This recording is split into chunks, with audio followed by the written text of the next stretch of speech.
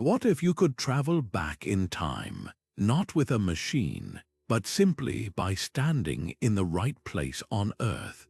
Picture a world where the sky wasn't blue, the air wasn't breathable, and the very atmosphere was a toxic blend of gases that would be fatal to us today.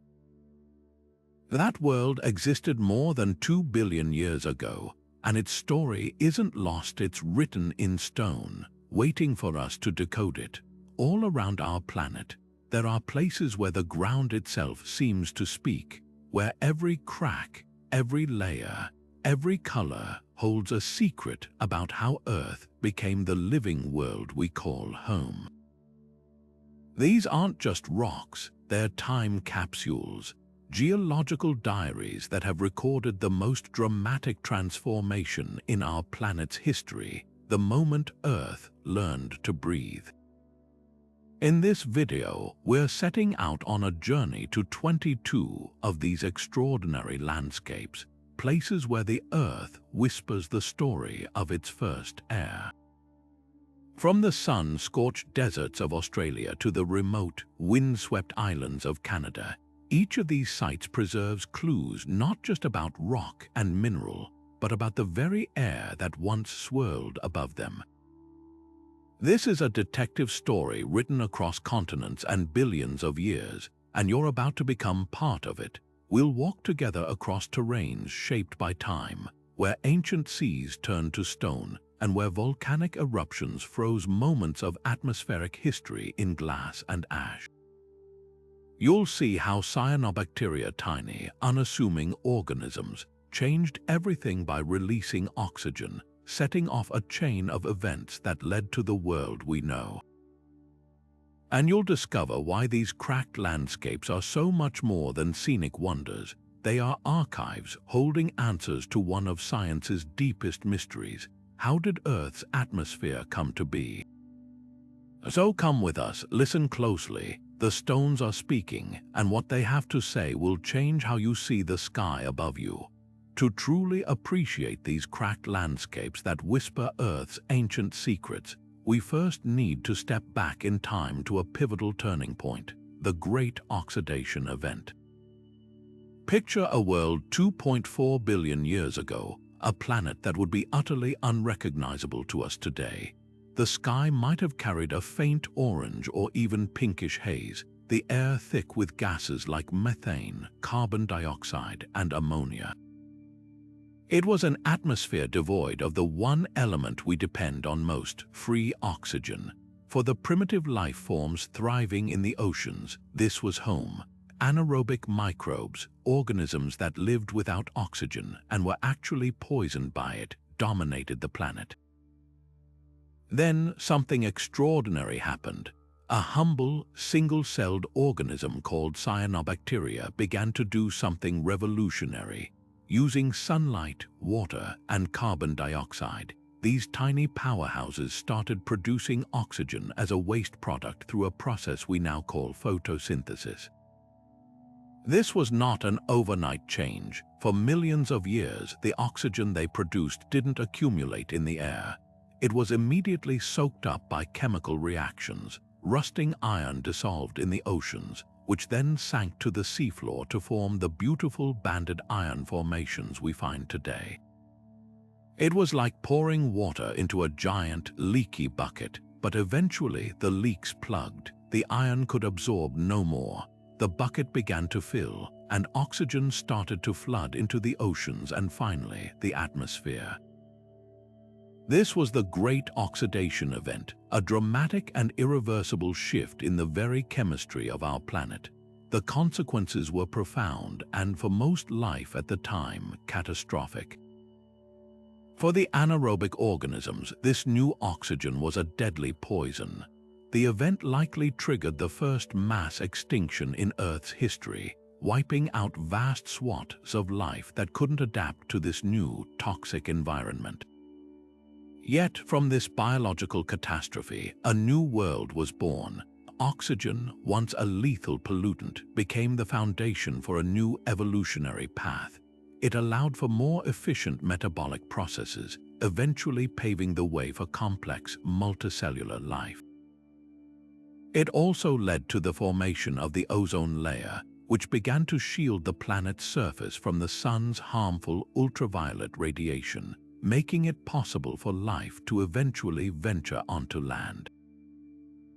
Every cracked and weathered landscape we are about to explore holds a piece of this story. They are not just inert rocks, they are the historical documents that recorded this global revolution. The banded iron formations, the red beds, the unique isotopic signatures locked within the stone, all of these are direct evidence of this monumental shift. As we journey to each site, we'll see how they each contribute a crucial sentence or a whole chapter to the epic story of how Earth learned to breathe. But what exactly transforms an ordinary rock formation into one of these ancient storytellers, a landscape that can truly whisper its secrets across billions of years? It's not simply a matter of age or a few visible cracks. For a terrain to hold and preserve these profound clues about Earth's primordial air, a very specific and rare set of conditions must come together like a perfect geological storm. Think of it as a natural recording device. It needs the right materials to make the record, the right environment to preserve it, and an incredible amount of luck to survive the unimaginably long journey to the present day. First and foremost, the rock itself must be the right kind of witness. Certain types of rocks are like chemical sponges, actively interacting with the atmosphere or ocean water at the time they form, and locking that environmental data into their very structure. Banded iron formations are perhaps the most famous example. Those stunning, rhythmic stripes of red jasper and silver iron didn't just form randomly. They are the direct result of dissolved iron in the ancient oceans reacting with the very first wisps of oxygen produced by early microbes. The iron rusted and sank to the seafloor, creating a layer-by-layer chemical log of this profound change. Similarly, so-called red beds, layers of sandstone and mudstone with a distinct rusty hue, could only form on land once there was enough free oxygen in the atmosphere to weather rocks and create iron oxides, essentially telling us that by the time they were deposited, the air had already begun to change. And then there are stromatolites, the fossilized remains of microbial mats. These lumpy, layered structures are quite literally the solidified remnants of the very organisms that caused the Great Oxidation Event, preserving not just their shape but often the chemical signatures of their metabolism. However, having the right rocks is only half the battle. For that fragile chemical record to survive for over 2 billion years, the landscape must remain incredibly stable. These ancient pages of Earth's diary are easily destroyed. If an area is too tectonically active, the rocks will be heated, squeezed, and metamorphosed, effectively scrambling their chemical memory like a corrupted computer file. Widespread and constant erosion is another enemy, slowly but surely grinding these historical archives down into sand and dust, wiping the slate clean. That's why the most pristine sites are often found in the hearts of ancient, stable continental cores, known as Kratons, geological fortresses that have remained largely undisturbed for eons, protecting their precious cargo. The remoteness of many of these locations, like the vast deserts of Australia or the frozen expanses of Canada, has also acted as a shield, limiting the destructive impact of water, ice, and human activity. Finally, it takes a sharp and knowledgeable eye to actually hear the whispers.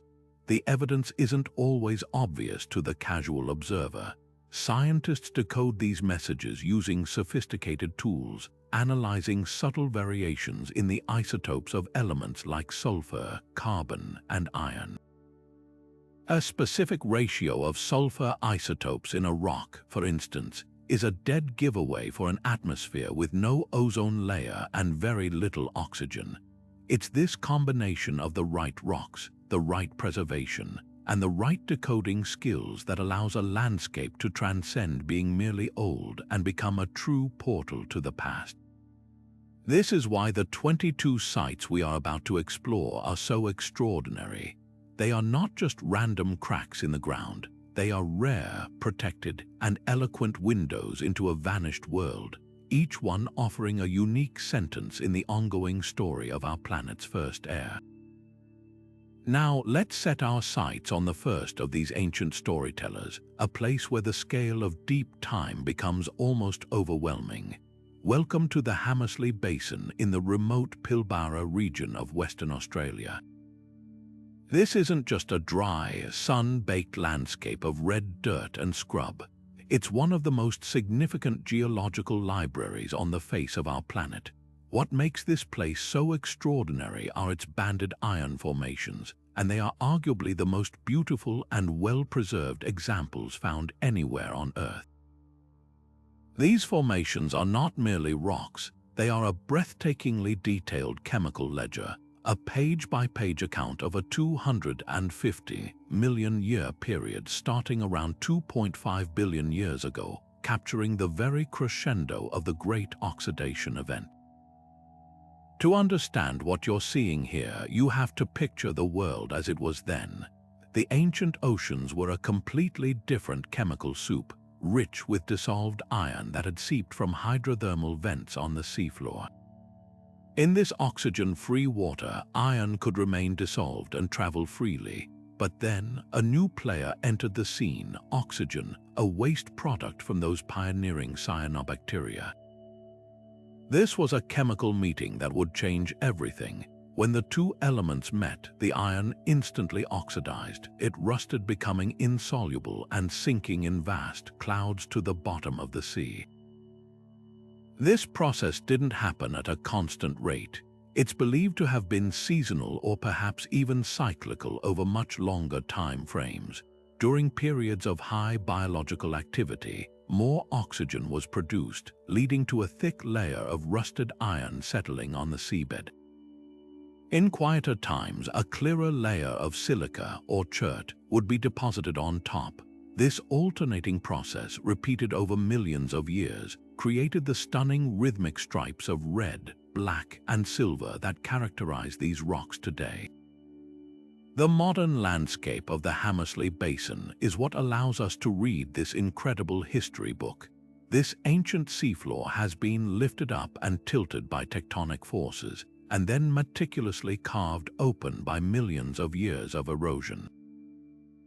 The result is a series of deep, dramatic gorges and razor-sharp ridges that act like a natural cross-section, exposing these layers for all to see. In places like Dale's Gorge or Wittenoom Gorge, the walls soar high above you, and you can literally run your fingers along the bands, each one representing a snapshot of a single year, or perhaps a century, from an era so distant it defies imagination. The cracks and fractures that run through these formations aren't just random damage.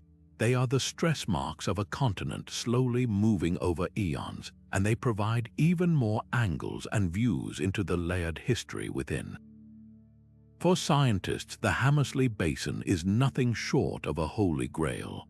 The clarity and preservation of these rocks are so pristine that they allow for incredibly precise chemical analysis. By studying the isotopes within the iron and the silica, geologists can decipher not just the presence of oxygen, but its relative concentration in the water at the time each layer was formed. It's from places like this that we've been able to chart the slow, then rapid, then sometimes stuttering rise of oxygen in our ancient oceans. This basin provides the tangible, physical proof that the Great Oxidation Event wasn't just a theoretical idea. It was a real, measurable process that unfolded over hundreds of millions of years, and its evidence is etched into the very fabric of this Australian outback. It stands as a monumental cornerstone, the first chapter in our global journey to understand how our world became alive with air. Now we travel from the vast deserts of Australia to the dramatic highlands of South Africa to a geological treasure chest known as the Transval Supergroup. If the Hammersley Basin is a detailed chapter in Earth's story, the Transval is an entire volume, offering a much broader and more continuous timeline of our planet's atmospheric adolescence. This isn't just one type of rock or a single moment frozen in time. It's a sprawling, layered sequence that captures the entire transition from a world without oxygen to one where it was becoming a permanent, powerful force. The landscape here is a mosaic of cracked and weathered outcrops, rolling hills, and deep valleys, each exposure revealing another page from a narrative that spans hundreds of millions of years. What makes the Transval Supergroup so uniquely valuable is its incredible chronological completeness. As you move through its layers, you are effectively walking through time. At the very bottom, you find rocks that formed in the deep, iron-rich, oxygen-poor oceans, similar to those in the Hammersley Basin. But as your eyes move upward, the story evolves. The rocks begin to change, their chemistry and their very color telling a tale of transformation. You start to see the emergence of distinct red beds, layers of sandstone and shale stained by iron oxide. This rust coloring is a crucial clue. It signals that free oxygen was now present in the atmosphere in significant enough quantities to weather rocks on land, staining the sediments that would eventually wash into the oceans and be buried. It's a visible line in the sand, marking the point where Earth's surface chemistry was irrevocably altered. But the most profound whispers from this landscape come from two very different types of formations found side by side. First are the stromatolites, the fossilized remains of those all-important cyanobacterial mats. In the Transval, these aren't just faint impressions. They are magnificent, dome-shaped structures that rise from the rock, some as tall as a person. To see them is to see the very architects of our modern world, forever immortalized in stone. They are the producers of the oxygen revolution, and then, interwoven with these biological structures, are more banded iron formations. This combination is the key. It provides a direct, tangible link between the cause, the oxygen-producing microbes, and the effect, the chemical precipitation of iron that scrubbed that oxygen from the water until it could no longer be contained. The cracked and fractured nature of the terrain here isn't just aesthetic, it's functional. These cracks, caused by billions of years of subtle tectonic shifting and erosion, have acted like a natural opening mechanism, splitting the rock apart and giving scientists perfect, fresh surfaces to study. They expose pristine mineral grains that haven't been weathered or altered, preserving their original chemical signatures. It is from these minute details that researchers have been able to decode a story of fits and starts. The rise of oxygen wasn't a simple, smooth ramp upward. The data from the Transval suggests it was a journey of surges and plateaus, even temporary reversals. This landscape whispers of a planet struggling to find a new equilibrium, with life and geology locked in a delicate dance that would ultimately determine the future of everything. It is, in every sense, a natural laboratory where the most fundamental experiment in Earth's history was conducted. Leaving the sun-scorched plains of Africa behind, our journey now takes us to a place of stark and remote beauty, a landscape that feels almost otherworldly in its isolation. Drifting in the frigid, vast expanse of Canada's Hudson Bay lies the Belcher Islands, an archipelago so remote and windswept that its twisted, cracked rock formations have been perfectly preserved in a state of deep freeze for billions of years.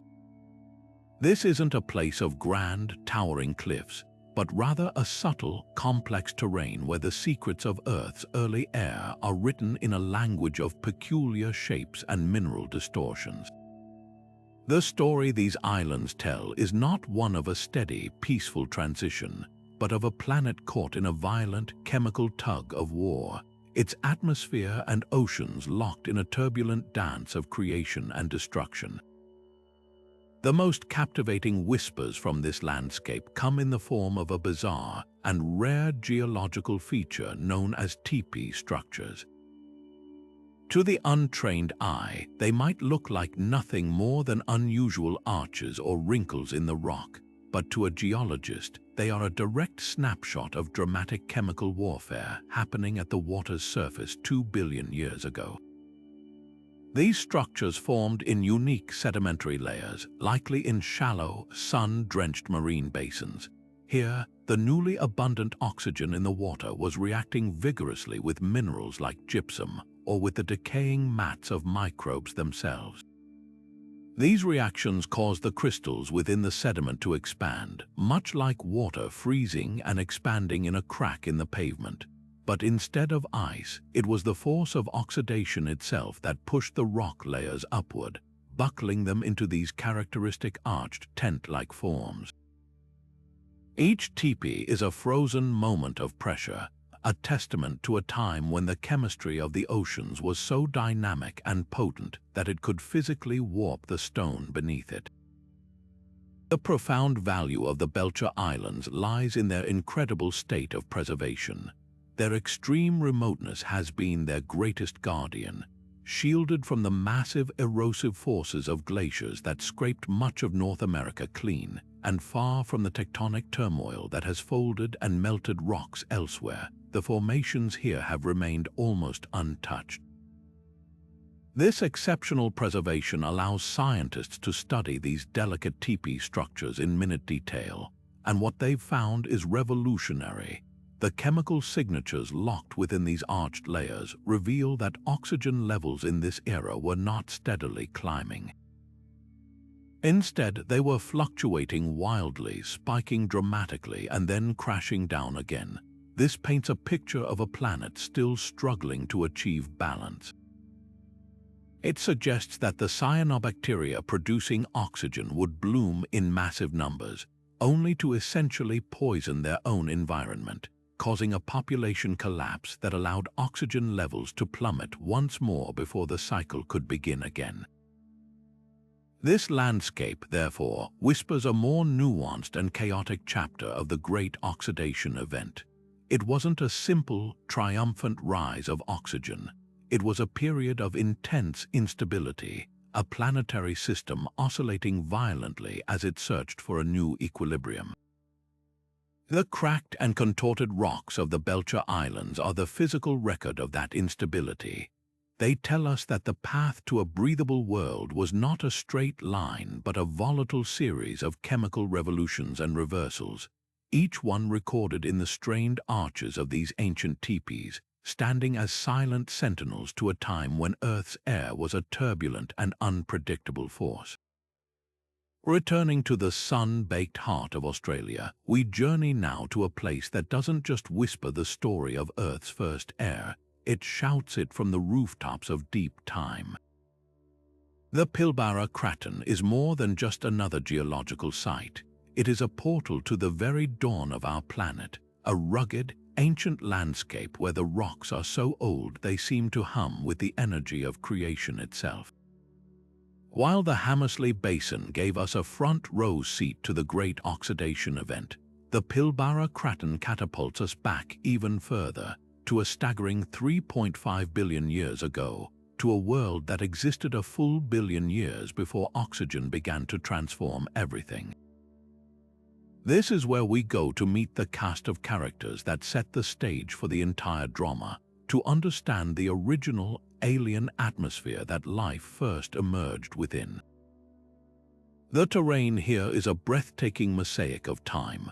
Vast, cracked plains of red earth stretch out under an immense sky, interrupted by dramatic, folded mountain ranges that rise like the bony spine of a slumbering giant.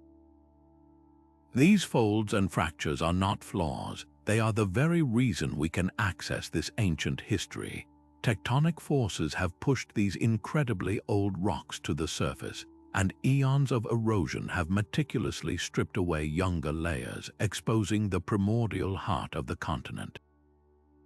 Walking through this landscape, you are treading on some of the most venerable real estate on Earth, a crust that has remained stable and largely undisturbed for billions of years, acting as a perfect vault for its priceless content.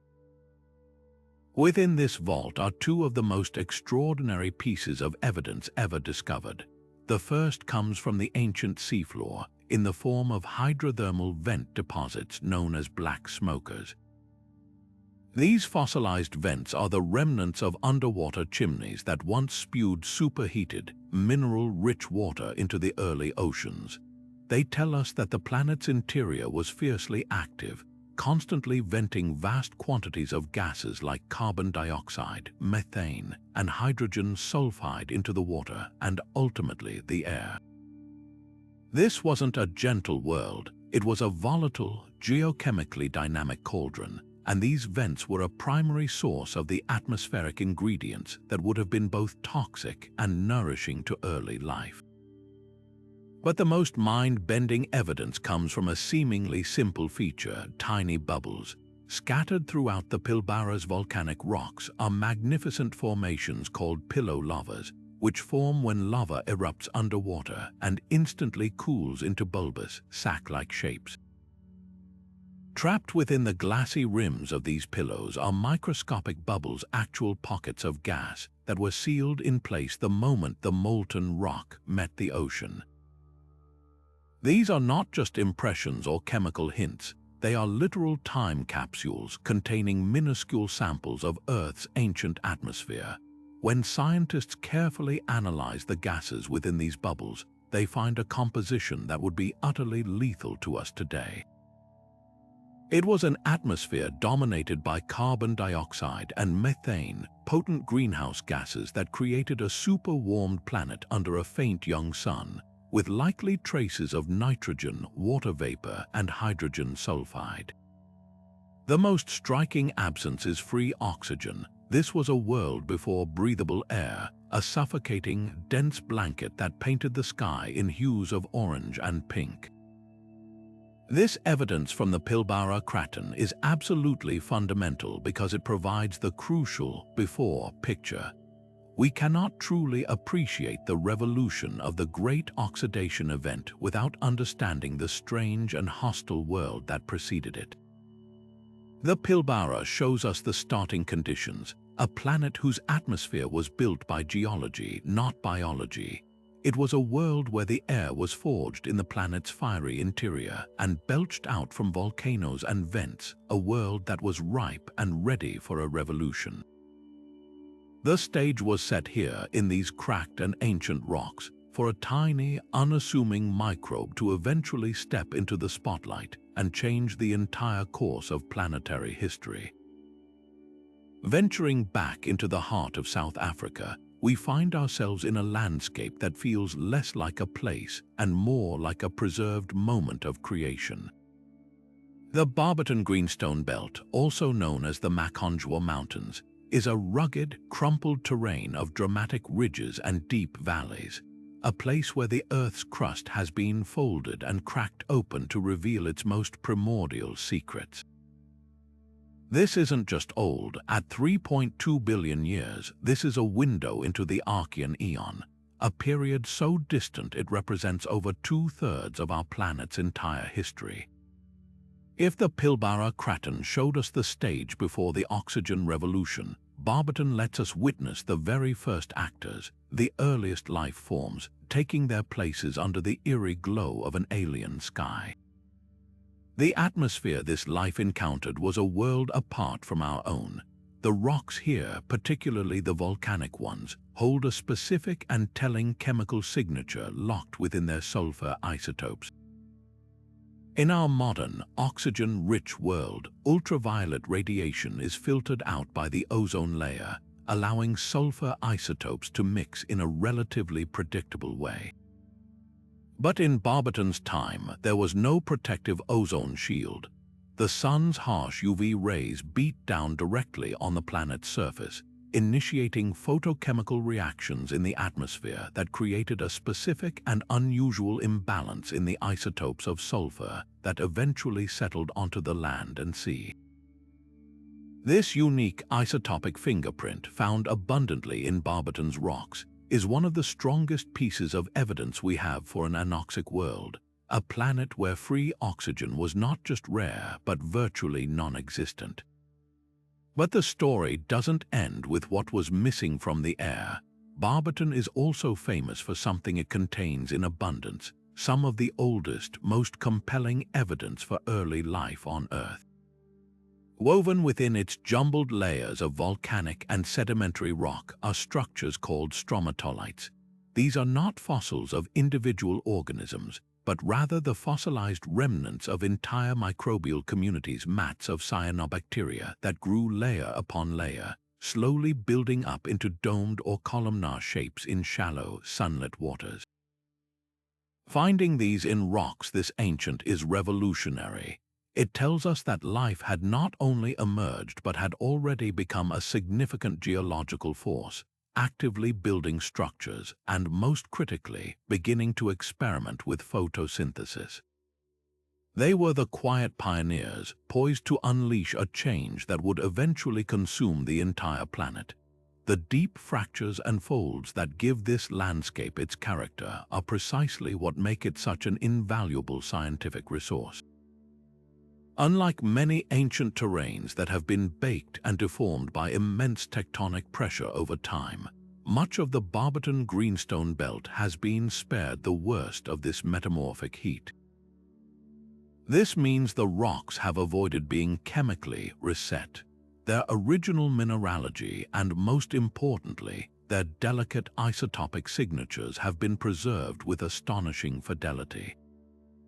It's as if the mountains themselves gently cracked open to offer us a pristine, unread page from Earth's deepest diary, rather than a copy that had been retranslated a dozen times. This combination of factors makes Barberton a uniquely powerful narrator. It doesn't just give us a snapshot of the ancient atmosphere. It connects that atmosphere directly to the biological processes that were beginning to interact with it. The sulfur isotopes whisper of a thin, toxic sky. The stromatolites whisper of resilient life stirring in the oceans. Together, they tell a story of a world on the cusp, a planet balanced precariously between its violent geochemical past and a biological future it could not yet imagine. The Barberton Greenstone Belt captures that pregnant pause, the breath held before the storm of the Great Oxidation Event finally broke. From the ancient, life-rich rocks of Barberton, we now journey to a place that feels almost like the edge of the world, a landscape of pure, raw, and brutal primordiality. High above the Arctic Circle in Greenland, buried under ice and snow for much of the year, lies the Greenstone Belt. This is not a place of subtle whispers, it is a place of stark, fundamental truths. The rocks here are not merely old, they are among the most ancient ever discovered on the surface of our planet, dating back an almost incomprehensible 3.7 billion years. To stand here is to stand as close as we ever can to the very cradle of Earth, to touch stones that formed when the world itself was still an infant, hot and violent and new. The landscape itself is a testament to immense power and deep time. This is not a terrain gently shaped by wind and rain. It is a vista that has been brutally scraped clean by the immense, slow-moving force of the Greenland ice sheet. Glaciers have acted like planetary sandblasters, grinding away eons of overburden to expose the tortured, twisted bedrock beneath. The result is a dramatic expanse of sharp, dark ridges and deep, U-shaped valleys, a raw and open wound in the Earth's crust. The rocks are heavily cracked and fractured, not from gentle weathering, but from the unimaginable stresses they have endured over billions of years. This harsh, icy exposure is what makes Isua so scientifically precious. It has given us a window into a chapter of Earth's story that is almost entirely lost everywhere else on the globe. Within these dark, metamorphosed rocks lies evidence that is subtle yet revolutionary. Unlike the younger sites we've visited, Isua does not offer pristine, easy-to-read pages. Its story has been heat-treated and pressurized, its original minerals transformed by the immense forces of tectonics. Yet, like a faded ancient manuscript, the text can still be deciphered by those who know how to look. Scientists have found banded iron formations within Isua's layers. The presence of these iron-rich rocks is a powerful clue. It suggests that even at this staggeringly early date, the basic chemical processes that would later define the Great Oxidation Event were already in their most primitive, nascent stages. Iron was dissolving in the oxygen-free oceans, and something, perhaps very early, simple photosynthetic life was beginning to produce minute, localized amounts of oxygen to precipitate it out. The most compelling whispers from Isua, however, come from the chemistry of carbon isotopes locked within its rocks. The ratios of different carbon isotopes found in ancient graphite deposits here are strongly suggestive of biological activity. This is not proof of photosynthesis, but it is a tantalizing hint that life, in some very basic form, may have already emerged on Earth by this unthinkably early date. If true, it means life began almost the moment the planet had cooled enough to allow it, a truly breathtaking thought. The atmosphere these earliest organisms lived under would have been a thick, noxious blanket of gases like carbon dioxide, methane, ammonia, and water vapor, utterly devoid of free oxygen. It was a world under a faint young sun, kept warm by a super-powered greenhouse effect, with a sky that might have glowed orange or pink. Studying the Isua Greenstone belt is therefore an exercise in searching for ghosts and echoes. We are not finding direct evidence of the air itself, but rather reading the indirect chemical signatures of how that air interacted with the oceans and the earliest hints of life. It provides the crucial, deepest foundation for our story. Every other site we visit tells a chapter that happened after Isua's narrative had already begun. This harsh, frozen landscape gives us the starting point, the once upon a time for our entire planet. It shows us that the stage was set incredibly early for the epic drama of oxygen to unfold, a drama that would take over 1 billion more years to reach its climax. Isua is the profound, silent prologue to everything that followed. Now we journey to a place where the story of Earth's ancient air is literally woven into the fabric of immense wealth and power.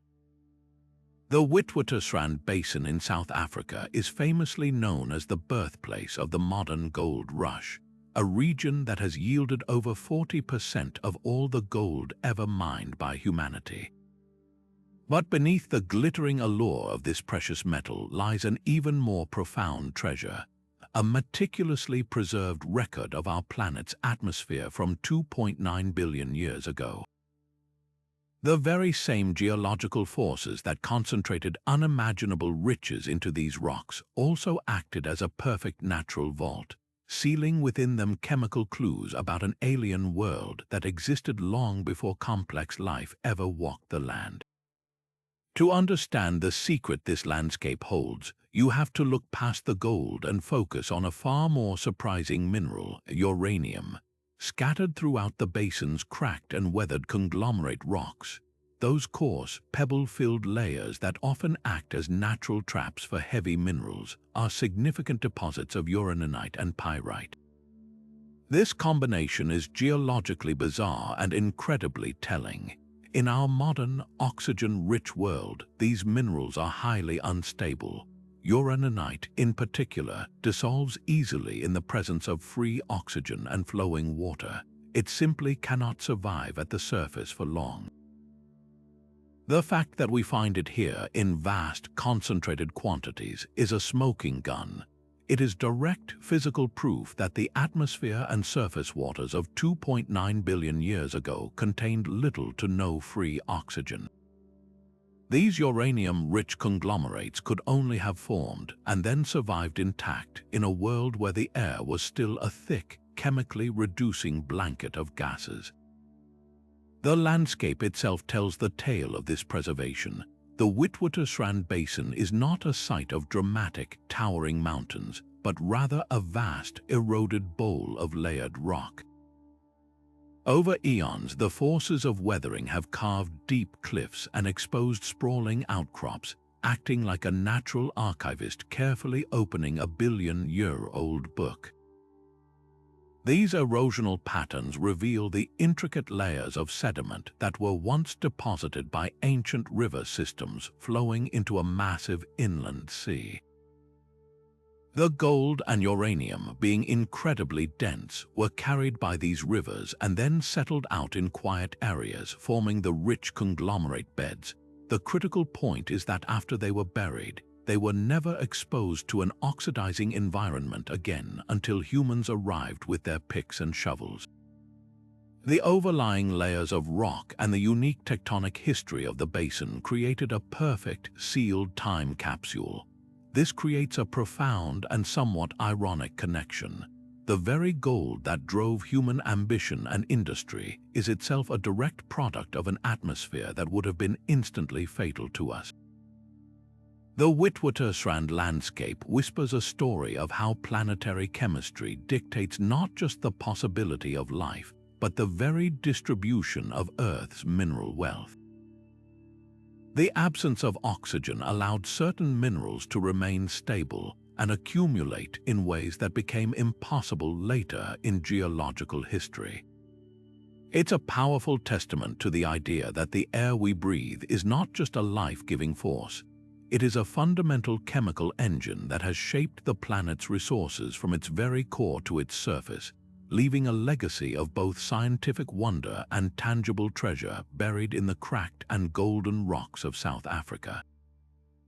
Leaving behind the mineral-rich whispers of Whitewater-Sran, we now travel to a site where the story of Earth's air was written not just by geology or biology, but by a cataclysm from the depths of space.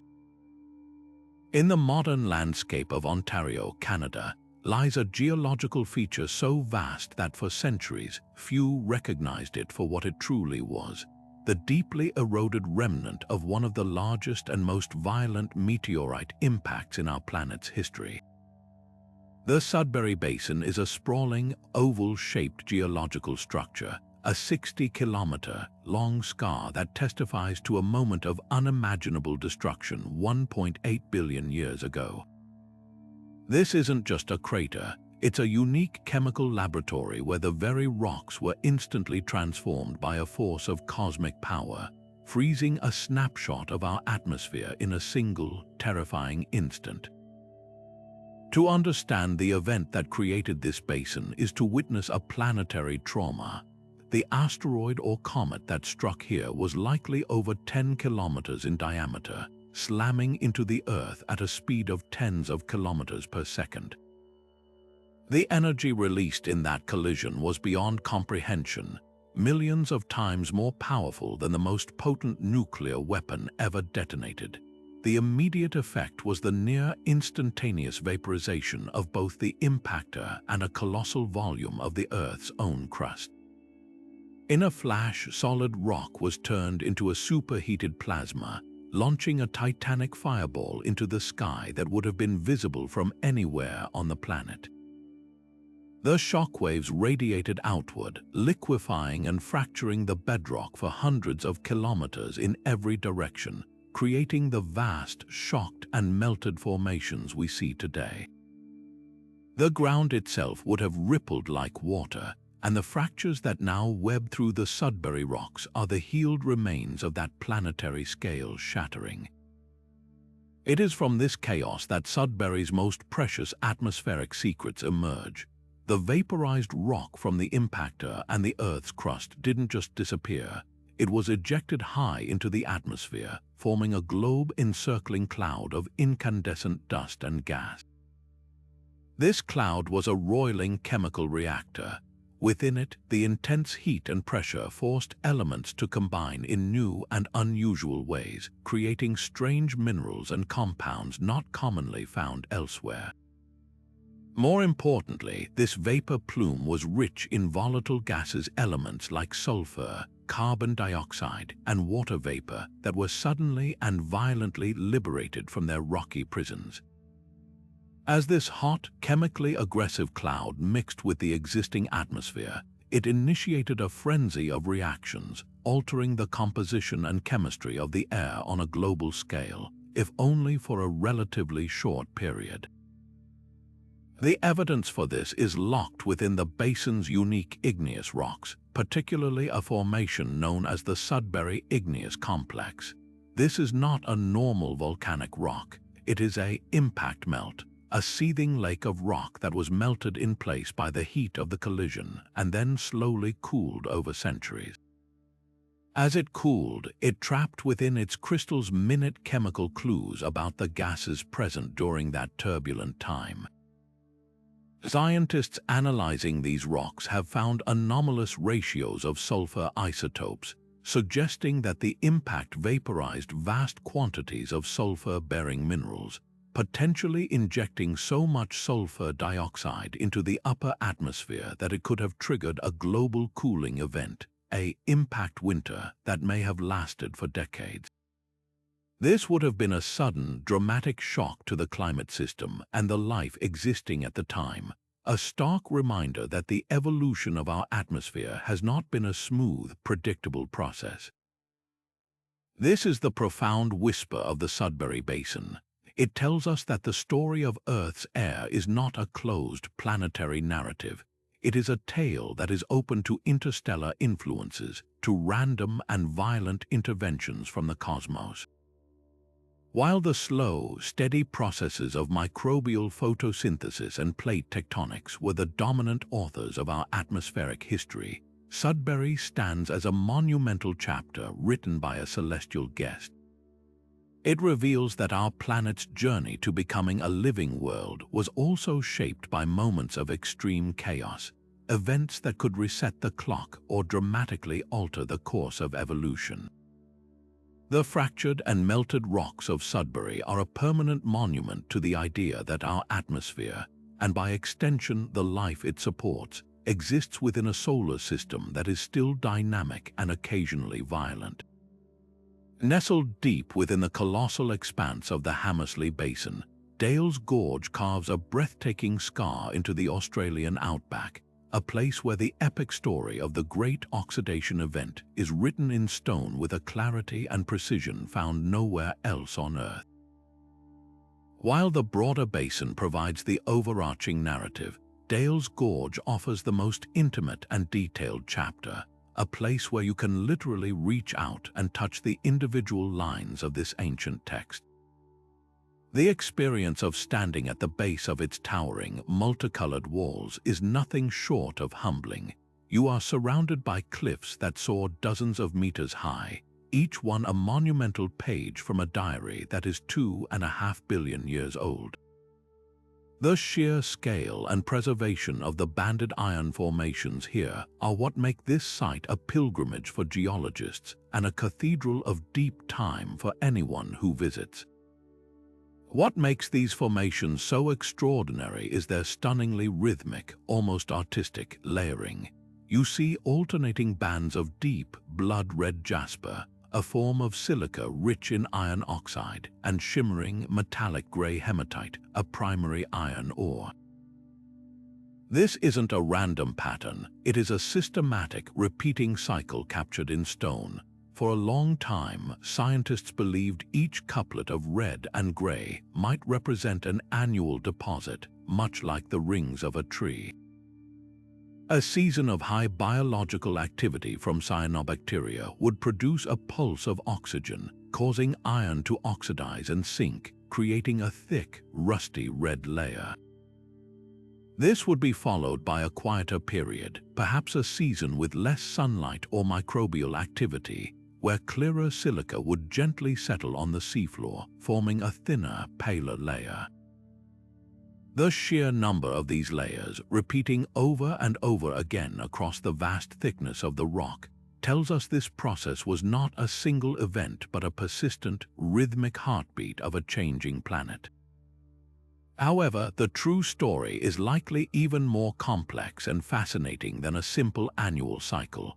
Some researchers now propose that these rhythms might represent much longer climatic cycles, perhaps linked to changes in the Earth's orbit over tens of thousands of years, known as Milankovitch cycles. These subtle shifts in planetary tilt and orbit would have affected how much sunlight reached different parts of the globe, influencing the growth of microbial life and the rate of oxygen production. This would mean the layers in Dale's Gorge are not just a record of seasons, but a record of ancient climate patterns, a testament to how interconnected the atmosphere, the oceans, and even planetary mechanics were in shaping Earth's history. The gorge acts as a natural spectrometer, allowing us to measure not just the presence of oxygen, but its tempo and rhythm over millions of years. The deep cracks and fractures that seam these majestic walls are not flaws in the record. They are the very reason we can read it so well. These fractures, caused by the immense, slow-motion stresses of continental movement over eons, have split the rock open, creating fresh, unweathered surfaces perfect for scientific study. They provide cross-sectional views that reveal the incredible continuity of the layers, showing how this process was remarkably consistent over vast stretches of time. Walking through the gorge, you are following a path carved by water along one of these massive natural fractures, a path that guides you on a journey backward through time with every step you take. This is why Dale's Gorge is more than just a component of the Hammersley Basin. It is its most eloquent and accessible narrator, a place where the slow, steady breath of a planet learning to oxygenate is frozen in stone for all to witness. Crossing now from the vast, ancient Kratons to a more recent but no less profound chapter, we find ourselves along the rugged, lake-dotted border between Minnesota, USA, and Ontario, Canada. This is the realm of the Gunflint Formation, a landscape that feels immediately different from those we've visited before. Gone are the towering, dramatic gorges and the violently twisted rock. Here, the story is subtler, written on a miniature scale within cracked and weathered outcrops that rise humbly between dense forests and the vast, blue expanse of Lake Superior. This place whispers not of planetary-scale violence or deep chemical processes alone, but of the tiny, individual lives that became the engine of global change.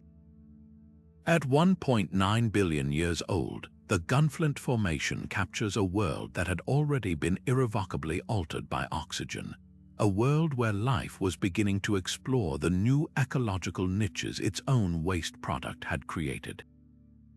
The true magic of Gunflint is not visible to the naked eye. It is found by peering through a microscope at paper-thin slices of the formation's distinctive black chert, a hard, flint-like rock. Within this glassy matrix, a stunning universe is revealed. Perfectly preserved in exquisite microscopic detail are the fossilized remains of entire microbial communities, some of the most diverse and well-preserved microfossils ever discovered from this era. We see the tiny, spherical cells of Huroniospora, perhaps an early cyanobacterium. We find the delicate, filamentous strands of gunflincher, resembling strings of pearls that may have been sheathed in slime. And most famously, we see the bizarre, umbrella-shaped structures of Eastrian, whimsically nicknamed little stars by the scientists who found them.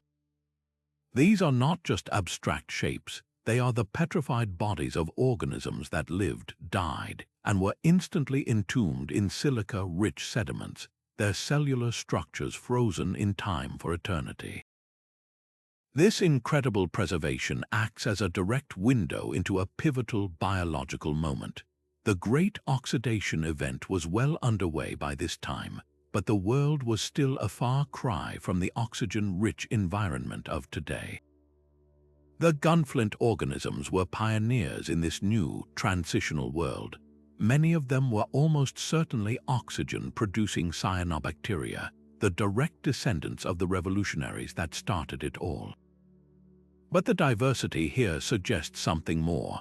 a blossoming of new life forms that had evolved to thrive because of the rising oxygen.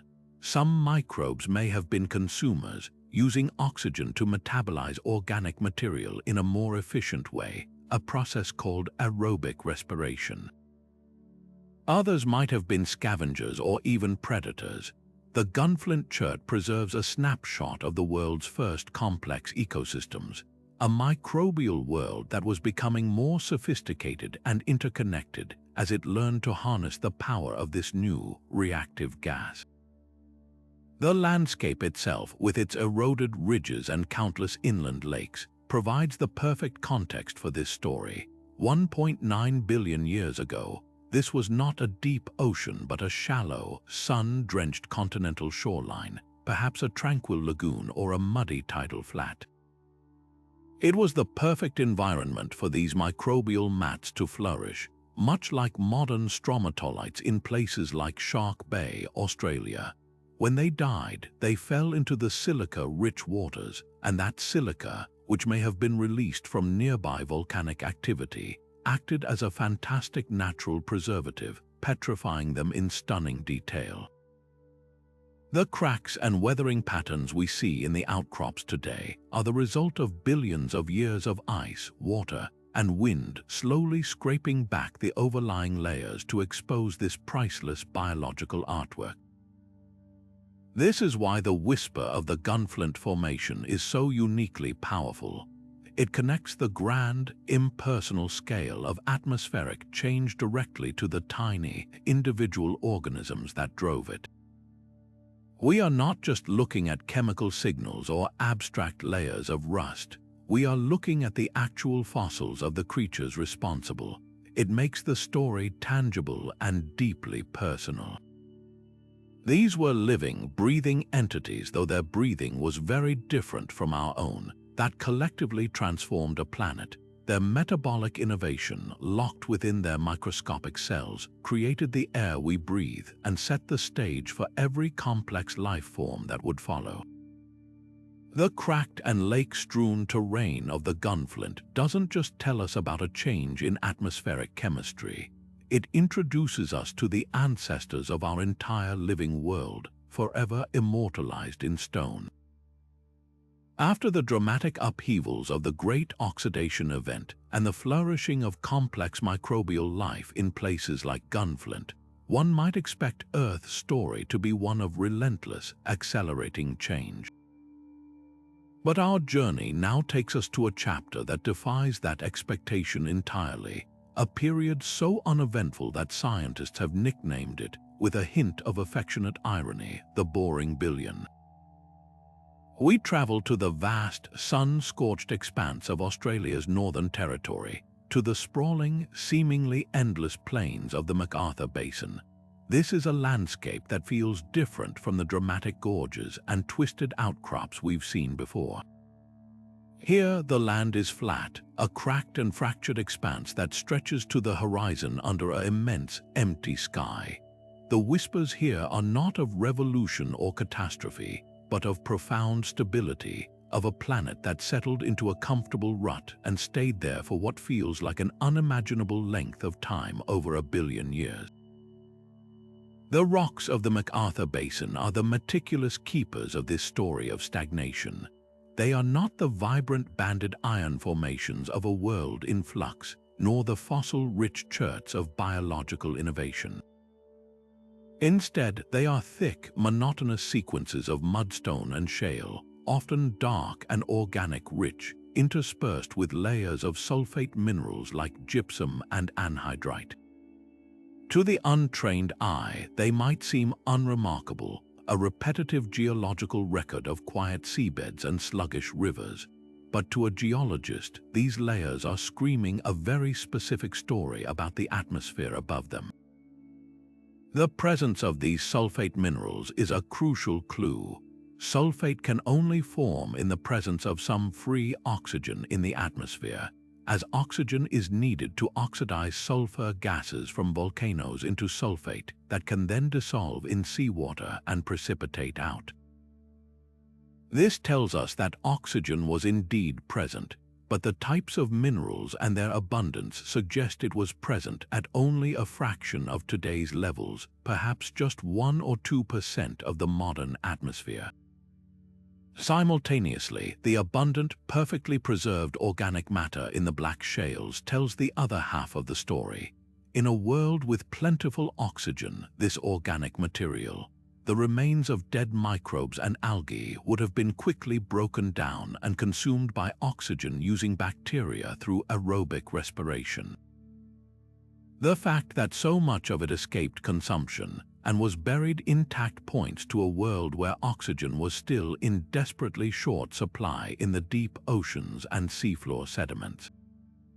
This creates a picture of a planet caught in a frustrating equilibrium. Oxygen was being produced by cyanobacteria in the sunlit surface waters, but it was immediately being mopped up by chemical reactions with iron and other elements in the oceans, and by vast amounts of organic material that could not all be decomposed. The system had reached a stalemate. Oxygen production was just enough to create some sulfate and prevent a return to a fully anoxic world, but it was utterly insufficient to break through and fuel a new biological revolution. This long atmospheric pause had a direct and chilling effect on the evolution of life itself. For over 1 billion years, biological innovation essentially ground to a halt. The complex microbial ecosystems that had emerged in places like the Gunflint Formation persisted, but they did not significantly advance. This was the great paradox of the boring billion. The planet was stable, habitable, and teeming with simple life, but that life was trapped in a kind of evolutionary stasis. The moderate oxygen levels were enough to sustain the existing aerobic organisms, but were too low to support the high energy demands of larger, more complex multicellular life. It was a planetary scale case of being stuck in second gear. The engine was running, but the vehicle couldn't accelerate.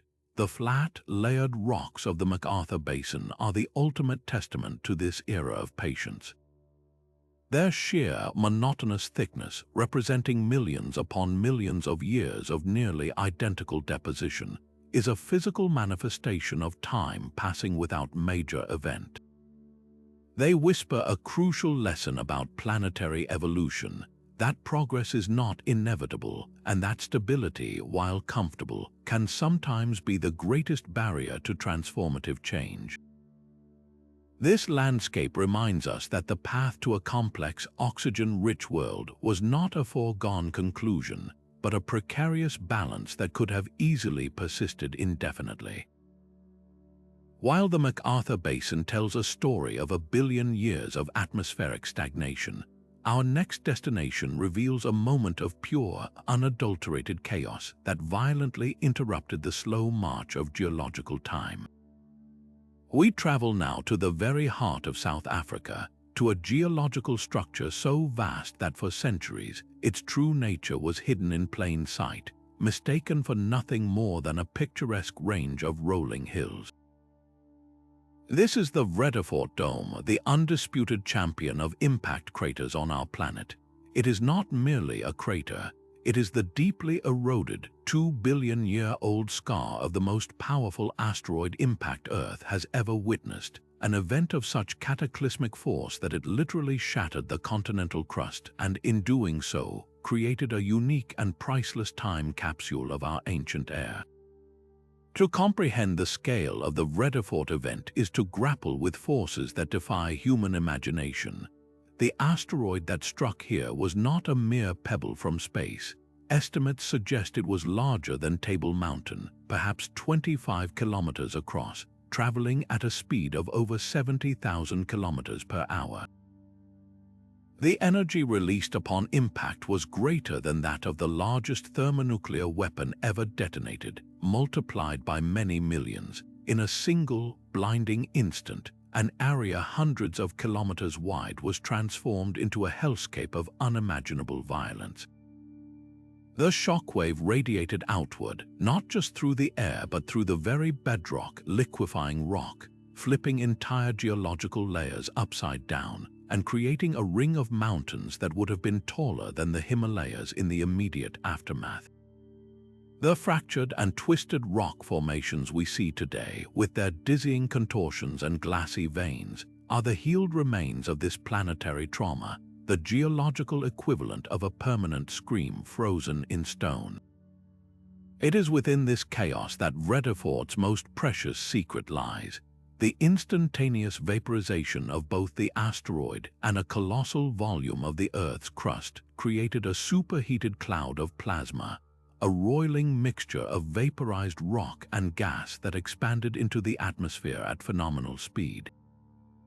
As this incandescent material began to cool and rain back down onto the devastation below, it formed a layer of glassy melt rock and tiny mineral droplets known as spherules.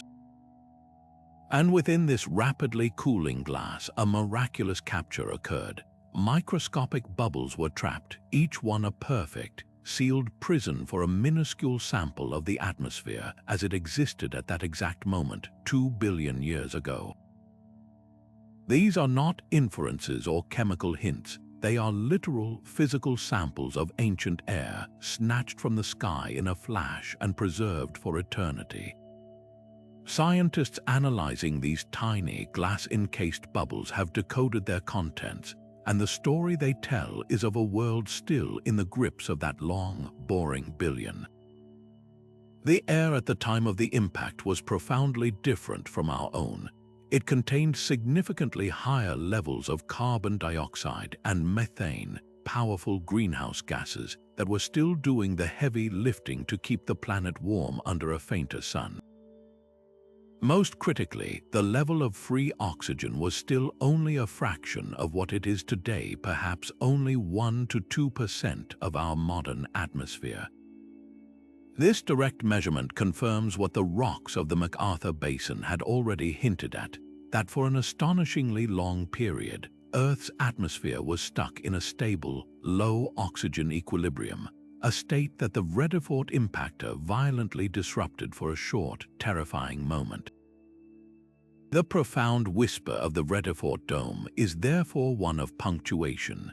It reminds us that the slow, gradual processes of biological evolution and geochemical cycling that shape our planet are not the whole story. Earth's history is also written by random, catastrophic events from the depths of space. This impact would have had a devastating immediate effect, likely ejecting enough dust and vapor into the upper atmosphere to trigger a global winter that lasted for decades, potentially stressing the simple life forms of the era.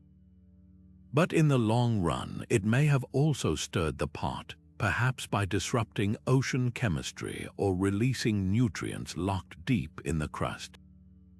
The Rutherford Dome stands as a monumental testament to the idea that our atmosphere's evolution was not a smooth, predictable climb, but a journey punctuated by sudden, violent shocks that could reset the clock and open new, unforeseen chapters in the story of life on Earth. Leaving behind the colossal scar of the Rutherford Dome, we now journey to a landscape where the forces that shape our planet are not external, but emerge from its very core. Deep within the Arctic Circle, on Russia's remote Kola Peninsula, lies the Petchenga Greenstone Belt, a place of profound geological drama where the Earth itself is tearing apart. This is not a site of quiet deposition or gentle preservation. It is a tortured, fractured terrain that tells the story of a planet in the throes of immense internal stress.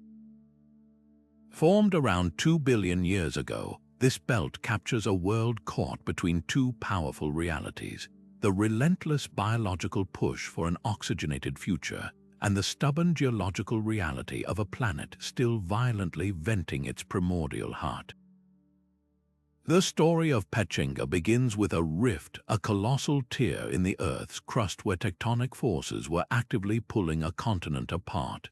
Picture a landscape of dramatic, gaping fissures, with towering volcanic peaks spewing torrents of lava and vast clouds of gas into a hazy, oppressive sky.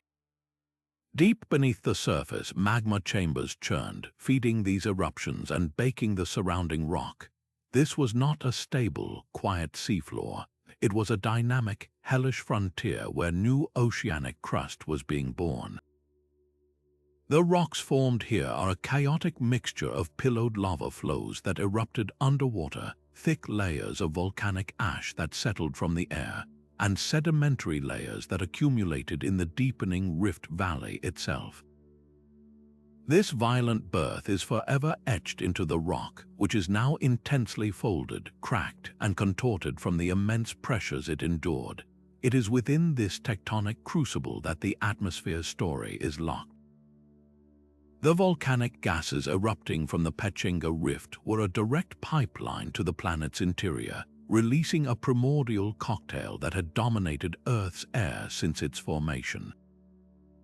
These eruptions would have belched enormous quantities of sulfur dioxide, creating acidic rain that scarred the landscape.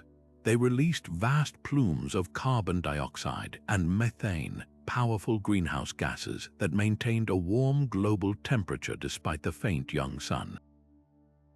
This constant outgassing was a powerful counterweight to the biological revolution happening elsewhere. Just as cyanobacteria were struggling to oxygenate the oceans and atmosphere, places like Pechenga were working in the opposite direction, relentlessly pumping the ancient, reducing gases back into the system, fighting a rearguard action against planetary change. The deep fractures that web through this landscape are the key to unlocking this chemical conversation. These cracks, caused by billions of years of stress and uplift, have exposed the interior of the volcanic and sedimentary sequences to the elements.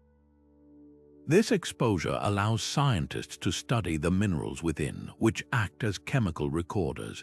They can see how these minerals were altered by the hot, acidic fluids that circulated through the fractured rock during the rifting process. The types of alteration, the formation of certain sulfide minerals or the specific ratios of iron isotopes provide crucial clues about the chemistry of those hydrothermal fluids, which in turn reflected the composition of the atmosphere and oceans they interacted with.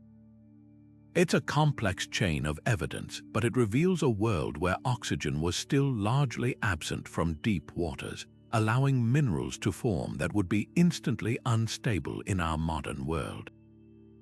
The profound whisper of the Pechenga Greenstone Belt is one of balance and opposition. It reminds us that the story of Earth's air is not a simple, one-sided tale of biological triumph. It was, and still is, a constant tug of war between biology and geology. The planet's interior has its own agenda, its own rhythms, and its own chemical preferences, which are entirely separate from the needs of life on the surface.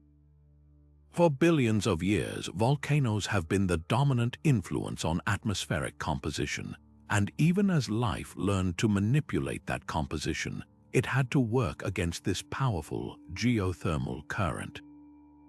Pechenga stands as a monumental testament to this ongoing dialogue, a place where the cracks in the rock do not just reveal minerals, but expose the very fault line between the living world and the geochemical world that gave it birth. Journeying now to the heart of southern India, we find a landscape that tells a story not of violent upheaval or dramatic stagnation, but of quiet, persistent progress. The Kadapa Basin unfolds as a vast, weathered bowl of rock, a sprawling geological depression where time has gently tilted and cracked open the Earth's crust to reveal a narrative of gradual improvement. Formed around 1.8 billion years ago, this site captures a pivotal and often overlooked chapter, the middle stages of Earth's long journey toward a fully oxygenated world. This was not the explosive revolution of the Great Oxidation Event, nor the frustrating stall of the Boring Billion, but a period of slow, steady, and undeniable change, where the planet was quietly laying the groundwork for a more hospitable future. The rocks themselves are the clearest testament to this shifting environment. As you walk across the eroded, tilted layers of the basin, you encounter two features that would have been impossible in the earlier, harsher world. The first are phosphate nodules, lumpy, concentrated masses of calcium phosphate that formed within the sediments on the ancient seafloor. The presence of these nodules is a powerful chemical clue. Phosphorus is a vital nutrient for life, essential for energy transfer and building DNA, but it is notoriously difficult to concentrate into mineral form. In the anoxic, iron-rich oceans of the deep past, phosphorus remained dissolved and widely dispersed. However, as oxygen levels slowly climbed in the water column, it began to bind with iron minerals, forming insoluble compounds that sank to the bottom and accumulated. This process effectively fertilized the seafloor, creating localized hotspots of phosphorus that could sustain more complex and productive microbial ecosystems. These nodules are a sign that the oceans were becoming not just less toxic, but actively more nurturing. Even more telling are the stromatolitic limestones found throughout the basin. While stromatolites themselves are ancient, the fact that they are now preserved in limestone is a significant development. Limestone forms from calcium carbonate, and its precipitation is often aided by biological activity. The thriving communities of oxygen-producing cyanobacteria within these stromatolites would have altered the water chemistry around them, making it more alkaline and encouraging the deposition of carbonate mud that would eventually solidify into rock. The robust, widespread nature of these limestone formations suggests that these microbial mats were not just surviving, they were flourishing, building vast, reef-like structures in increasingly comfortable and stable marine environments. They were the underwater gardeners of their time, slowly but surely engineering a better world for themselves and eventually for everything that would follow. The very shape of the modern landscape reinforces this story of gradual change. The layers of rock are not flat and horizontal as they were originally deposited. They have been gently tilted by tectonic forces and then meticulously sculpted by millions of years of wind and water erosion. This erosion itself was influenced by the rising oxygen levels. On land, an atmosphere with more oxygen accelerates the weathering of rocks through oxidation, creating deeper soils and more complex erosion patterns. The cracked and dissected terrain of the Cuddapah Basin, with its exposed cliffs and valleys, is therefore a direct physical manifestation of the changing atmosphere above it. The same air that was allowing life to thrive in the oceans was also more effectively breaking down the continents, washing new minerals and nutrients into the seas, and creating a feedback loop that further supported biological innovation. The whisper of the Cuddapah Basin is thus one of hope and incremental progress. It speaks of a planet patiently healing itself, slowly recovering from the toxic trauma of its youth and building toward a brighter, more stable future. The evidence here doesn't shout of catastrophe or cosmic intervention. It murmurs of the quiet, powerful work of trillions of microbes, generation after generation, steadily pumping oxygen into the world and subtly shifting the chemistry of the entire planetary system. This landscape is a testament to the profound truth that the greatest transformations are not always the loudest. Sometimes the most revolutionary changes happen gradually, almost imperceptibly, as a world learns, step by tiny step, how to become a home. Leaving behind the quiet progress of the Cuddapah Basin, we now venture into a landscape that embodies one of the most puzzling and prolonged chapters in our planet's history. In the remote and sun-bleached reaches of Western Australia, far from the dramatic gorges of the Hammersley Basin, lies the Frere Formation, a vast, silent expanse of cracked and weathered rock that tells a story not of dramatic change, but of profound and enduring stillness. This is the geological record of what scientists often call the Boring Billion, a period of astonishing atmospheric and biological stability that lasted for almost a third of Earth's entire history. The rocks here, 1.6 billion years old, are not shouting a story of revolution. They are murmuring a long, drawn-out tale of a planet stuck in second gear, holding its breath for an eternity. The terrain itself feels ancient and exhausted. The Freer Formation is part of the larger Banjamal Basin, a region of low, rolling hills and flat, stony plains where the vegetation is sparse and the bedrock lies exposed under the relentless outback sun. The outcrops are not towering cliffs but rather fractured, table-like plateaus and crumbling slopes. Their surface is a mosaic of deep cracks caused by eons of expansion and contraction under the extreme heat and cold of the desert. These cracks are not flaws. They are the very features that give geologists access to the pristine interior of the rock, revealing layers of sediment that were laid down with agonizing slowness in a long-vanished shallow sea. The dominant rocks here are ironstones and cherts, a far cry from the vibrant banded iron formations of a billion years earlier. These are simpler, more monotonous deposits that speak of a stable, unchanging environment. The ironstones, with their dull, rusty hues, are particularly telling. They are not the result of a vigorous, ongoing oxidation process like the older banded formations. Instead, they are more like a chemical echo, a lingering signature of the low levels of oxygen that persisted in the ocean. They tell us that oxygen was present, but only in minute amounts just enough to slowly rust the iron dissolved in the water, causing it to settle out in thin, lackluster layers, but not enough to trigger any further significant change. The chert, a hard, microcrystalline silica, often forms in environments where life is present but not particularly diverse or innovative.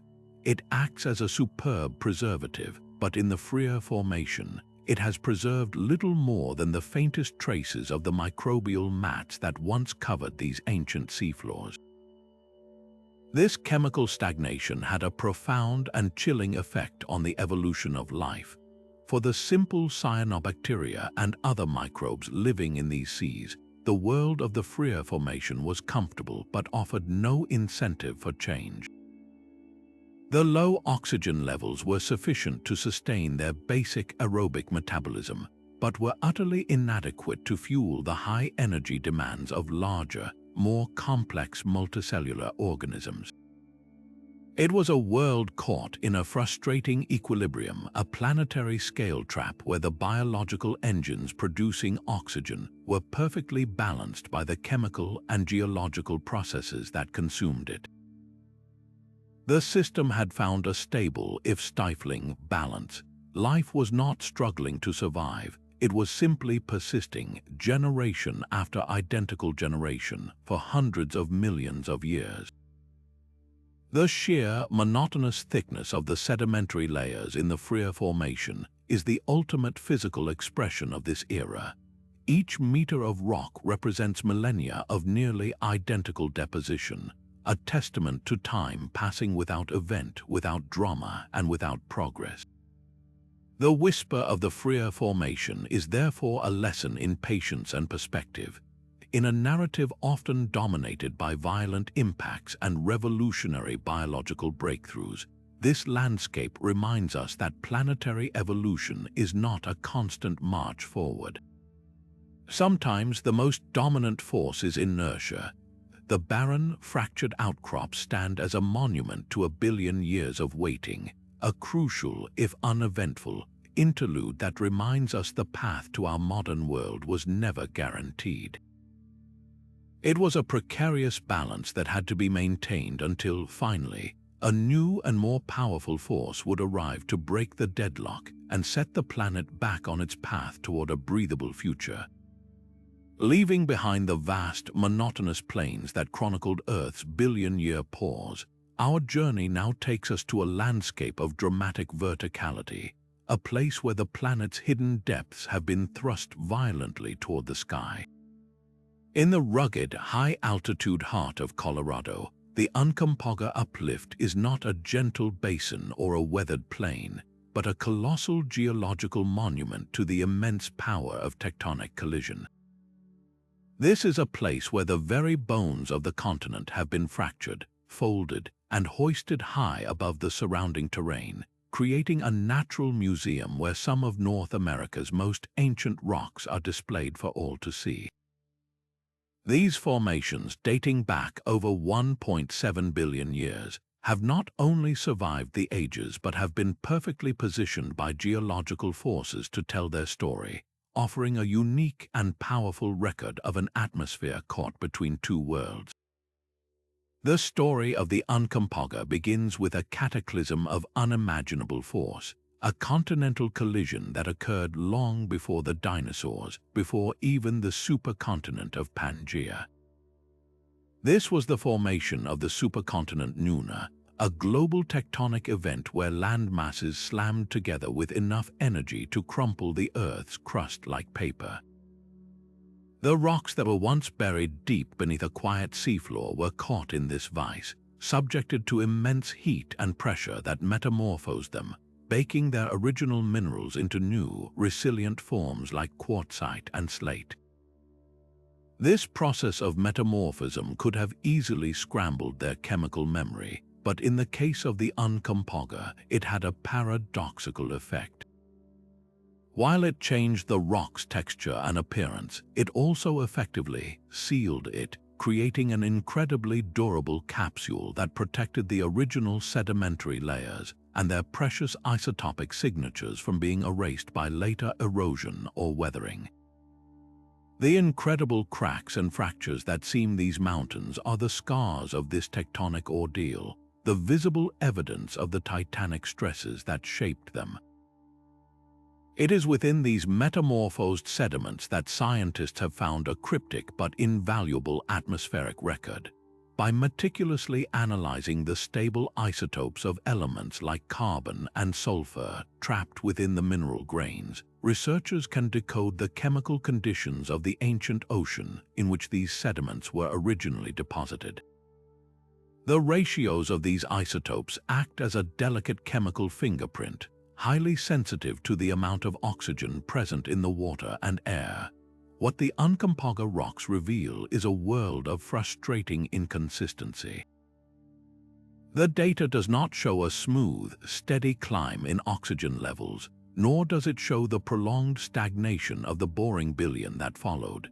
Instead, it paints a picture of a dynamic and unstable system, where oxygen levels surged and then collapsed in a series of frustrating false starts.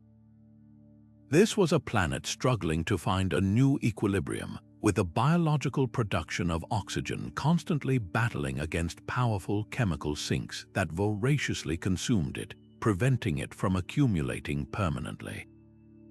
The profound value of the Uncompahgre uplift lies in its exceptional exposure. The same tectonic forces that metamorphosed these rocks also thrust them upward, creating a towering, eroded highland that has been meticulously carved by ice and water over millions of years. This relentless erosion has acted like a master sculptor, carefully removing younger layers of rock that would have otherwise buried and hidden this ancient story forever. The rugged cliffs and deep canyons of the San Juan Mountains are not just beautiful scenery. They are a cross-section into the deep crust, a window that allows us to peer directly into a chapter of Earth's history that is typically inaccessible. Without this dramatic uplift and erosion, this specific atmospheric record would have remained locked away miles underground, completely lost to science.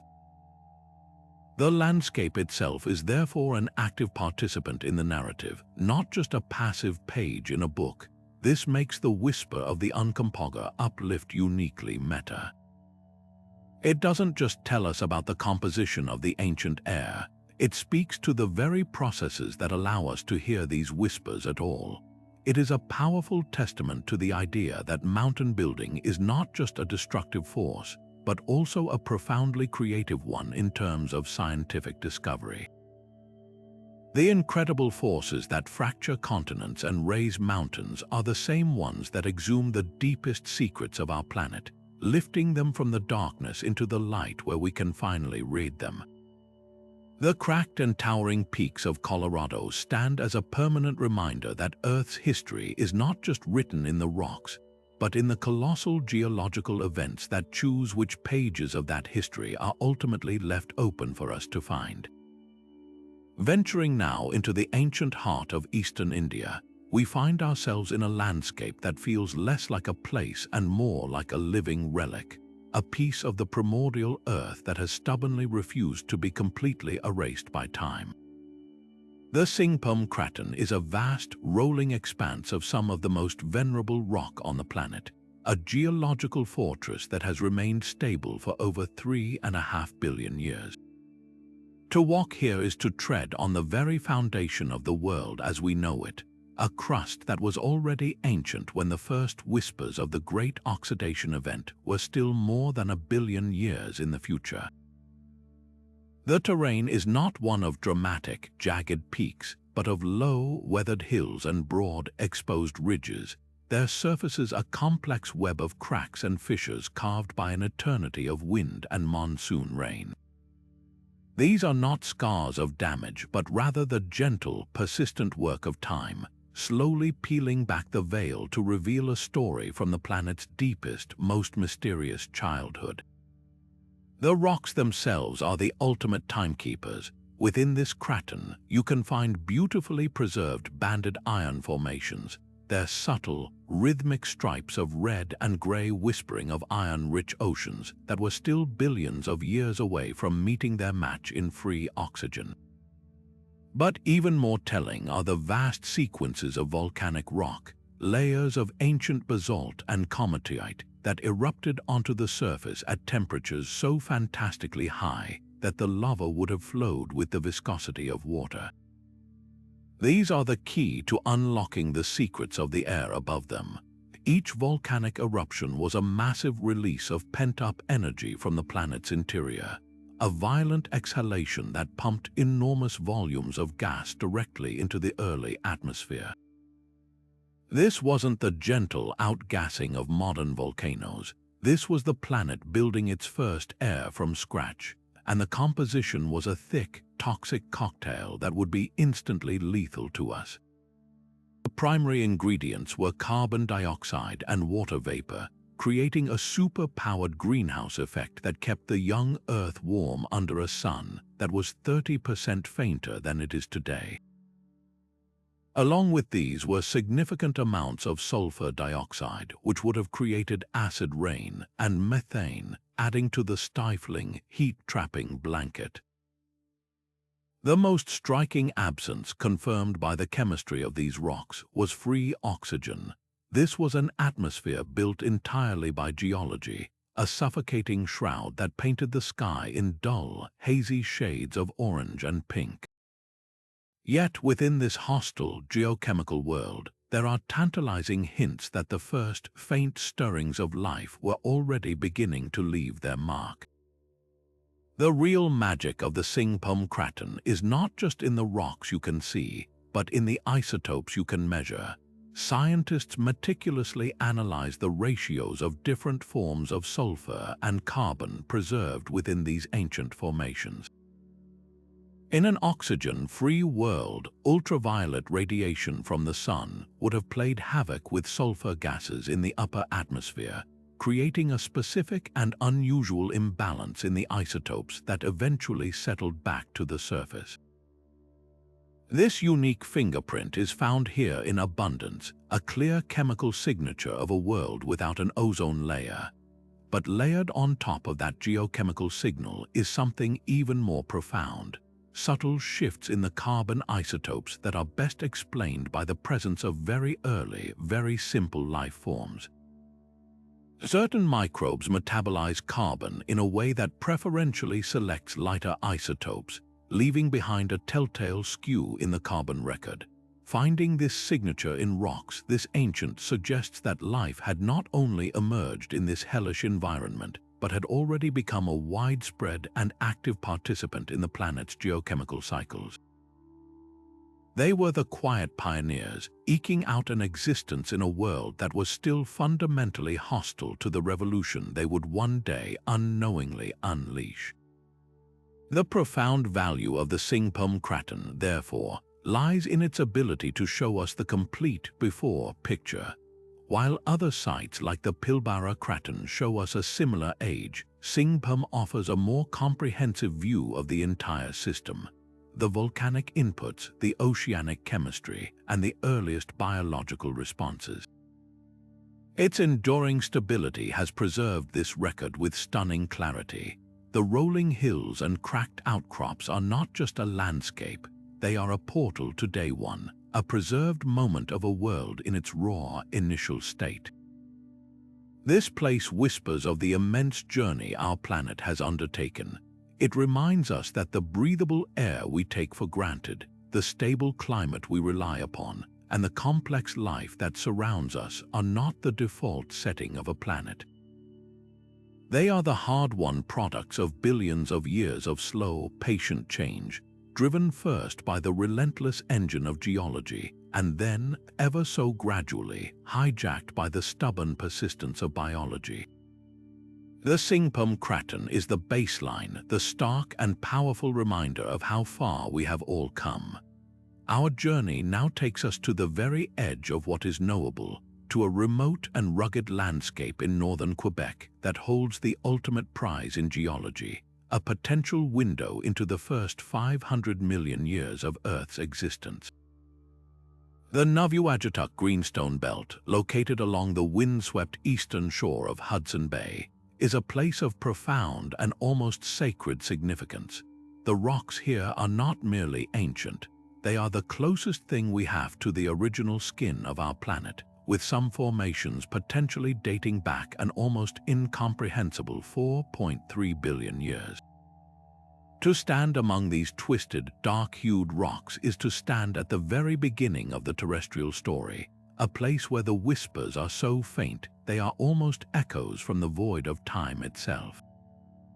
The landscape itself feels primordial, a stark and beautiful expanse of low-lying ridges and outcrops that have been scoured clean by successive ice ages. The rocks are a complex, contorted tapestry of greens, grays, and blacks, folded and fractured by the unimaginable tectonic forces that have shaped our world since its infancy. This intense metamorphism, the baking and squeezing of the rock under immense heat and pressure, is both the curse and the blessing of Navuajituk. It has transformed the original volcanic and sedimentary rocks, making them incredibly tough and resistant to erosion, which is why they have survived for so long. However, this same process has also scrambled much of the original chemical evidence, blurring the pages of this oldest diary and making it incredibly difficult to read. The story is not written in clear, bold letters, but in the faintest of pencil scratches that require the most sensitive instruments and sharpest minds to decipher. Yet, within this metamorphic maze, scientists have found tantalizing clues that are nothing short of revolutionary. The belt contains what are known as banded iron formations, but they are not like the grand, rhythmic layers of the Hammersley Basin. Here they are older, simpler, and more enigmatic. Their presence, even in this altered state, is a powerful hint. It suggests that the basic chemical processes that would later define the Great Oxidation Event, the interaction between dissolved iron and some oxidizing agent, may have had their earliest, most primitive beginnings in Earth's infancy. But the oxidizing agent here was almost certainly not free oxygen produced by life. It was likely a weaker chemical compound, perhaps created by the interaction of water with ultraviolet light from the sun, in a process called photolysis. The most compelling evidence, however, comes from the subtle isotopic signatures locked deep within the minerals. Scientists have focused on the ratios of different forms of the element neodymium and samarium within these rocks. The decay of one isotope of samarium to another acts as a very slow, very reliable geological clock. By measuring these ratios, researchers have been able to propose that some of the volcanic rocks in the belt crystallized from magma an astonishing 4.3 billion years ago. If correct, this means these rocks formed just 300 million years after Earth itself accreted from the solar nebula, a mere blink of an eye in cosmological terms. Other studies have analyzed the isotopes of sulfur and found a signature that is best explained by an atmosphere that had no ozone layer and was subjected to intense ultraviolet radiation, a world where the air was still a primitive blanket of gases. What does this landscape whisper about the very first air? While no direct samples survive, the chemical traces point to an atmosphere that was utterly alien. It was almost certainly a dense, suffocating shroud dominated by carbon dioxide, with significant amounts of water vapor, nitrogen, and methane. This potent mix of greenhouse gases would have been essential to keep the young planet from freezing solid under the faint light of a sun that was 30% dimmer than it is today. The sky might have glowed with a dull orange or pinkish hue, and the air would have carried the sharp, acidic tang of volcanic gases. The presence of sedimentary rocks within the belt is perhaps the most profound clue of all. It tells us that even at this unimaginably early date, the planet had already cooled enough for liquid water to exist on its surface, condensing from the atmosphere to form the first oceans. This means that within a few 100 million years of its violent formation, Earth had already assembled the three key ingredients for life as we know it: a stable crust, vast quantities of liquid water, and a thick, protective atmosphere. The Nuvuagittuq Greenstone Belt doesn't give us all the answers, but it provides the oldest possible crime scene, the primordial setting where the story of our air, our oceans, and ultimately our existence first began. Returning to the familiar terrain of the Hammersley Basin, we now venture into a specific chapter within its vast geological library that tells a far more turbulent and chilling story than the rhythmic tales of Dale's Gorge. The Terry Creek Group is not a record of steady, seasonal change. It is a stark, dramatic account of planetary chaos, a direct and visceral snapshot of the global upheaval that followed the Great Oxidation Event. These rocks, aged 2.4 billion years, capture the moment when Earth's newfound oxygen didn't just gently transform the atmosphere, it violently slammed the brakes on the entire climate system, potentially triggering the first and most severe ice age the planet has ever known. This landscape whispers a crucial and sobering lesson, that a change in the air can literally freeze the entire world. The evidence for this deep freeze is written in a language every geologist recognizes instantly: the rough, gritty texture of glacial tillite. Scattered throughout the layered sequences of the Terry Creek Group are distinct, chaotic deposits of rock fragments, boulders, pebbles, and sand, all jumbled together in a nonsensical mixture, completely unlike the neat, sorted layers of sand or silt you would find on a calm seafloor. This is diamictite, the telltale signature of a glacier. These rocks were not gently laid down by water. They were plucked from the landscape by immense sheets of ice carried along, and then unceremoniously dumped as the ice melted, creating a permanent record of a world gripped by cold. Finding such deposits in a region that is now a sun-scorched desert is shocking enough, but their age is what makes them truly revolutionary. They are sandwiched directly between layers of banded iron formation, placing this glacial event right at the pivotal moment when oxygen levels were surging. This is not a coincidence, it is a direct line from cause to catastrophic effect. The mechanism behind this climate crash is a stunning example of planetary interconnectedness. The rise of oxygen was a chemical revolution that had a devastating side effect. It attacked the planet's most powerful greenhouse gas, For billions of years, Earth's atmosphere had been kept warm by a thick blanket of methane, a gas produced by ancient methane-producing microbes called methanogens. This methane was the primary reason the planet was not a frozen ball of ice under the faint young sun. But oxygen is a ruthlessly reactive element. As it flooded the atmosphere, it would have reacted with this methane, breaking it down into carbon dioxide and water in a process called oxidation. While carbon dioxide is also a greenhouse gas, it is, molecule for molecule, far less effective at trapping heat than methane. The result was a catastrophic weakening of the planetary greenhouse effect. Scientists believe the removal of methane happened with breathtaking speed on a geological timescale, perhaps over just a few 100,000 years. The planet's thermostat was shattered and global temperatures plummeted, potentially all the way to the equator, encasing the entire world in ice, a hypothesis known as a snowball Earth event. The Tectonic Creek landscape itself, with its cracked and jumbled layers, perfectly reflects this story of violence and upheaval.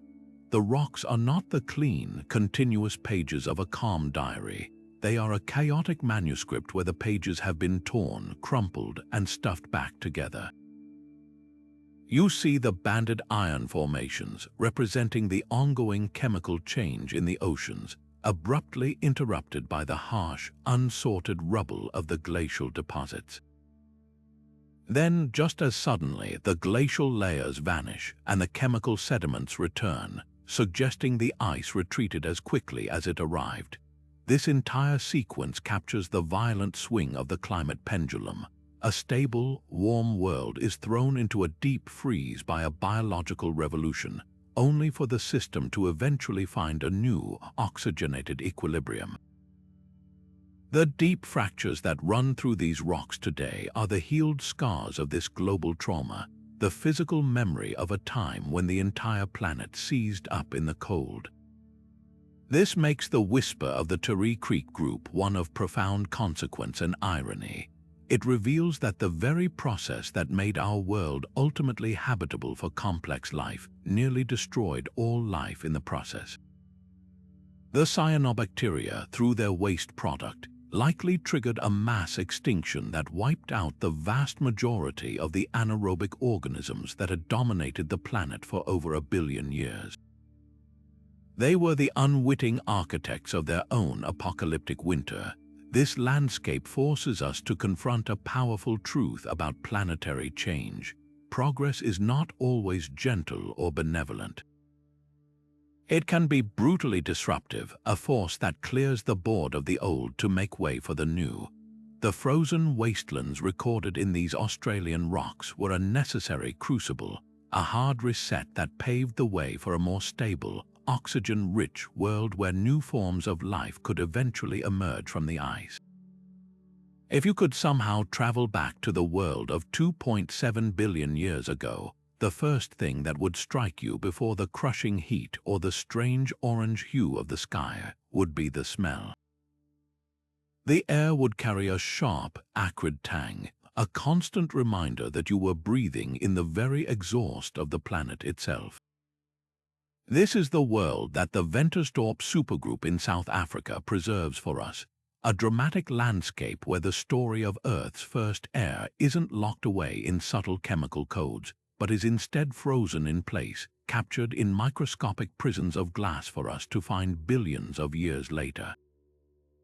This site offers something almost no other can: direct, physical samples of the ancient atmosphere, and the picture it paints is of a planet where geology, not biology, was the absolute master of the air. The terrain itself is a testament to this volatile past. Imagine a vast, fractured plateau, not unlike the Highveld of modern South Africa, but one that was once a hellish expanse of fire and fury. This is a landscape built by unimaginable volcanic violence. The rocks here are primarily lava flows, thick, extensive sheets of black basalt that once oozed across the land like a slow-moving tide of liquid fire, one eruption stacking upon another over millions of years. These flows were so immense and so rapid that they didn't just erupt from single volcanoes. They flooded out of gigantic fissures that tore open in the Earth's crust, a sign of a planet that was still incredibly hot and tectonically hyperactive on its interior. The deep cracks and fractures that web through the supergroup today are the healed scars of this ancient tectonic trauma, the permanent memory of a crust under immense stress. Over eons, erosion has carved these massive lava plateaus into the rolling hills and valleys we see now, gently sculpting the evidence of this fury into a deceptively peaceful scene. It is within these dark, volcanic rocks that Ventersdorp's most extraordinary treasure is found. As those ancient lava flows surged across the landscape, their surfaces cooled rapidly, forming a thin, glassy skin. But beneath this skin, the lava was still violently churning and bubbling, releasing vast quantities of dissolved gas. Tiny bubbles of this gas would rise through the thick, molten rock, and some of them would become trapped right at the moment the lava finally solidified, forever encasing them in a microscopic vault of volcanic glass. These are not inferences or chemical interpretations. They are literal, physical bubbles of 2.7 billion-year-old air. Scientists can carefully extract these bubbles and analyze their contents using sophisticated mass spectrometers, and the results are a direct window into an alien sky. The analysis reveals an atmosphere that was utterly dominated by greenhouse gases, a thick, suffocating blanket of carbon dioxide and methane, with likely traces of nitrogen and water vapor. The most striking result is what is missing: free oxygen. Its levels were negligible, 1,000,000 times lower than they are today. This composition solves one of science's great historical puzzles, the faint young sun paradox. We know from astrophysics that our sun was significantly dimmer in its youth, shining with only about 70% of its current strength. Based on that fact alone, the early Earth should have been a permanently frozen snowball. But the geological record is clear. There was liquid water and thriving life. The answer, revealed by the bubbles in Ventersdorp, was the atmosphere itself. That dense cocktail of carbon dioxide and methane created a super-powered greenhouse effect, trapping the sun's weak heat with incredible efficiency and maintaining a globally warm, perhaps even hot climate. This was a world kept tropical by its own volcanic breath. The profound whisper of the Ventersdorp supergroup is therefore one of pure, unadulterated geology. This landscape takes us back to a time before life became the dominant influence on our planet's environment. The air was not a product of biology. It was an exhaust fume, a constant outgassing from the planet's molten interior through countless volcanoes and fissures. It reveals a world where the sky was literally forged in fire, a testament to the incredible power of our planet's internal engine. Life existed in the oceans beneath this strange sky, but it was merely a passenger, living within an atmosphere it had no ability to control or change. Ventersdorp captures the final act of a purely geological world, a last gasp of volcanic dominance right on the precipice of the biological revolution that would, in just a few 100 million years, forever seize control of the planet's air. If the individual sites we've explored so far are single sentences or paragraphs in Earth's story, then the Mount Bruce supergroup is the entire volume. This is not just another landscape. It is the closest thing our planet has to a complete, unedited geological memoir, a continuous narrative written in stone that spans an almost unimaginable billion years of history. Encompassing the famous Hammersley Basin and other formations across Western Australia, the supergroup's vast, cracked and weathered exposures offer a seamless timeline from 2.8 to 1.8 billion years ago. This incredible duration allows us to witness the entire saga, from the planet's early, toxic adolescence through its turbulent oxygen-driven revolution and into its long, stable adulthood. Walking through this terrain is like having the privilege to flip through every page of a billion-year diary with no chapters missing. What makes the Mount Bruce Supergroup uniquely powerful is its breathtaking chronological continuity. In most places around the world, the geological record is fragmented. A layer here is missing due to erosion. A section there is buried under younger rocks, creating a frustrating puzzle with half the pieces lost. But here, in the heart of the Australian outback, the sequence is remarkably intact. You can literally walk across time, your footsteps taking you from rocks that formed in a world utterly devoid of free oxygen to those that were deposited in an environment starting to feel familiar. This isn't inference, it's direct observation. The lower layers of the supergroup are dominated by the deep, metallic gray and blood-red bands of classic banded iron formation, the telltale signature of anoxic oceans where dissolved iron was only just beginning to rust and sink. As you move upward through the strata, you see these formations gradually thin out and eventually disappear. They are replaced layer by layer by distinctly different rocks known as red beds. These rusty red sandstones and shales are more than just a change in color. They are one of the most important chemical milestones in Earth's history. Red beds form on land, not in the ocean. Their color comes from iron oxide rust that coats the sand grains. This rust could only form once there was enough free oxygen in the atmosphere to weather continental rocks. The iron within them, once dissolved in an oxygen-poor ocean, had now been locked into the sediment on land by the very air above it. The transition from banded iron formations to red beds within the Mount Bruce sequence is therefore a direct, visible record of the moment oxygen finally broke free from the oceans and began to permanently accumulate in the atmosphere, fundamentally changing the chemistry of the entire planet's surface. But the supergroup's narrative doesn't stop with chemistry. It directly connects these changes to their biological architects. Interwoven with these chemical sediments are some of the most spectacular and extensive fossilized microbial mats or stromatolites found anywhere on Earth. These aren't just isolated examples, they form vast, reef-like structures that persist through layer after layer. This provides undeniable, tangible evidence that the cause of this great change, the cyanobacteria, were not only present but were thriving and expanding their domain throughout this entire billion-year period. The rocks show us that biological innovation wasn't a single event. It was a persistent, growing force that gradually overwhelmed the geochemical systems that had dominated for so long.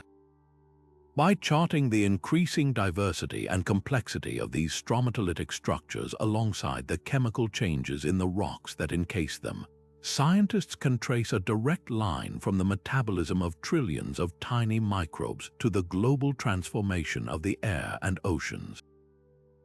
The immense scale and perfect exposure of the Mount Bruce supergroup are what turn this story from a theory into an incontrovertible fact.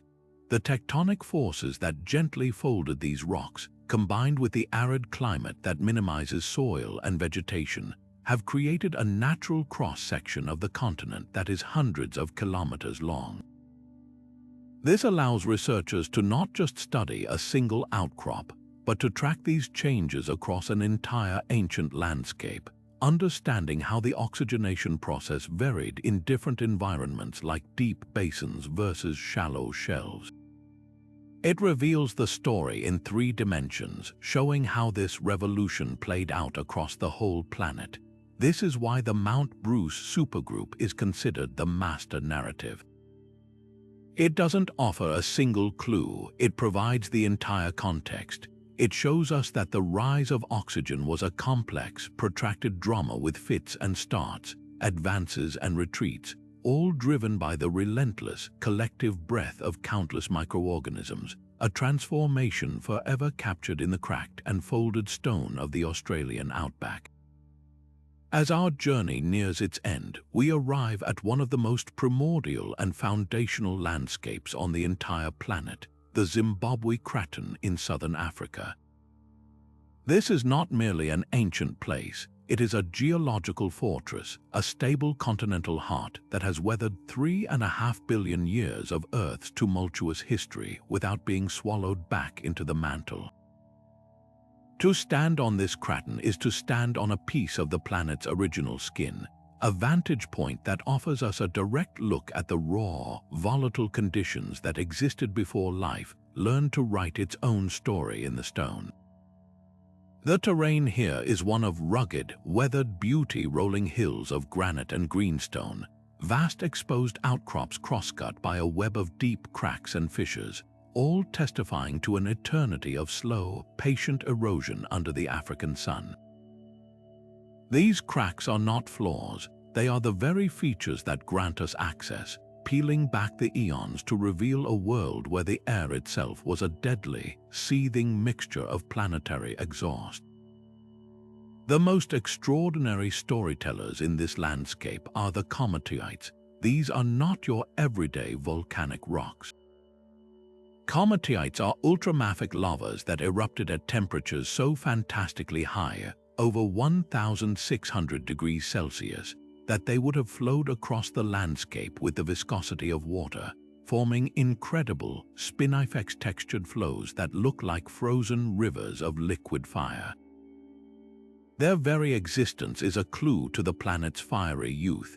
Such high eruption temperatures are only possible when the Earth's mantle was hundreds of degrees hotter than it is today, a sign of a world that was still cooling from its violent accretion. But the true significance of cometites lies in what they released as they erupted. These incredibly hot, runny lavas were exceptionally rich in dissolved gases, and as they surged onto the surface, they would have exsolved those gases in immense, torrential plumes. This wasn't a gentle seepage, it was a violent, explosive degassing that pumped the early atmosphere full of its primary ingredients, vast quantities of carbon dioxide, water vapor, sulfur dioxide, and likely methane and ammonia. The air above these flows would have been thick, hazy, and suffocating, a toxic greenhouse blanket that maintained a scalding global temperature under a faint young sun. The weathered surfaces of these ancient cometites and their surrounding rocks now hold the chemical evidence of how that strange air interacted with the solid planet. The specific patterns of weathering, the way certain elements were leached away and others concentrated, create a distinct geochemical signature that only makes sense under an atmosphere devoid of free oxygen. In the presence of oxygen, iron rusts quickly, forming the familiar red and brown hues of our modern soils. But the ancient, weathered layers or paleosols found on the Zimbabwe Kraton tell a different story. They show evidence of iron being mobilized and washed away under chemical conditions that were reducing, not oxidizing. This is the fingerprint of an atmosphere that was chemically reducing, meaning it lacked that all-important reactive gas and was instead dominated by those volcanic greenhouse gases. The very way the bedrock rotted and broke down into the first primitive soils was dictated by the composition of the air itself, a direct interaction between the atmosphere and the lithosphere that set the stage for everything to come. This is the profound and final whisper of the Zimbabwe Kraton. It doesn't just show us a snapshot of the ancient air, it reveals the entire system in motion. We see the input, the volcanic vents spewing gases that built the atmosphere. We see the process, that atmosphere directly controlling the weathering of the first continents. And we see the stage being set, the creation of those primitive, nutrient-rich soils that would eventually, billions of years later, be colonized by the first brave plants venturing onto land. This landscape is a testament to deep continuity, a place that demonstrates how the path to our modern world was forged in the most distant past. The processes that began here, the outgassing, the weathering, the slow cycling of elements between the rock and the air, never truly stopped. They were simply gradually hijacked and accelerated by the emergence of life. The Zimbabwe Kraton whispers from the very beginning, reminding us that our planet's story is one of constant, dynamic change, where the air we breathe is the latest verse in a song that started over 4 billion years ago. So what do these 22 landscapes, scattered across every corner of the globe, ultimately tell us when we listen to them together? Their collective whispers merge into a single, undeniable chorus, revealing that the story of Earth's first air is perhaps the greatest epic ever told, a saga written in stone over 4 billion years. This was not a simple, linear progression from toxic to tame. It was a dynamic, often violent, and deeply unpredictable dance between three powerful forces: the relentless heat of planetary geology, the stubborn ingenuity of emerging biology, and the occasional shocking intervention from the cosmos above. Each of our 22 sites represents a unique verse in this epic, a frozen moment where one of these forces left its indelible mark on the fabric of the planet itself. From the unimaginable depths of time in Isua and Navuajatuk, we learn that the stage was set by fire and chaos. The earliest atmosphere was a thick, suffocating blanket of volcanic exhaust, a potent mix of carbon dioxide, methane, and sulfur dioxide that boiled forth from a superheated mantle and countless eruptions. This was an air built entirely by geology, a necessary greenhouse shroud that kept a faint young sun from turning the entire planet into a permanent ice ball.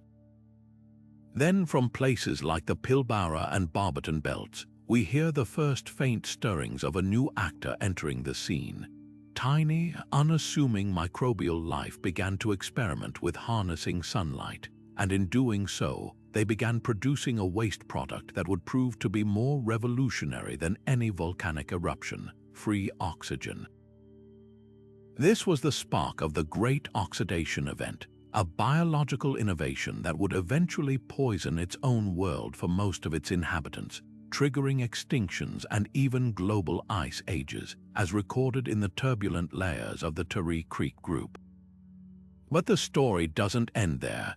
The whispers from the MacArthur Basin and the Freer Formation tell us of the long, frustrating pause that followed the Boring Billion, a billion-year stalemate where oxygen production was perfectly balanced by chemical consumption, trapping the planet in a stable but stifling equilibrium that prevented any further biological advancement.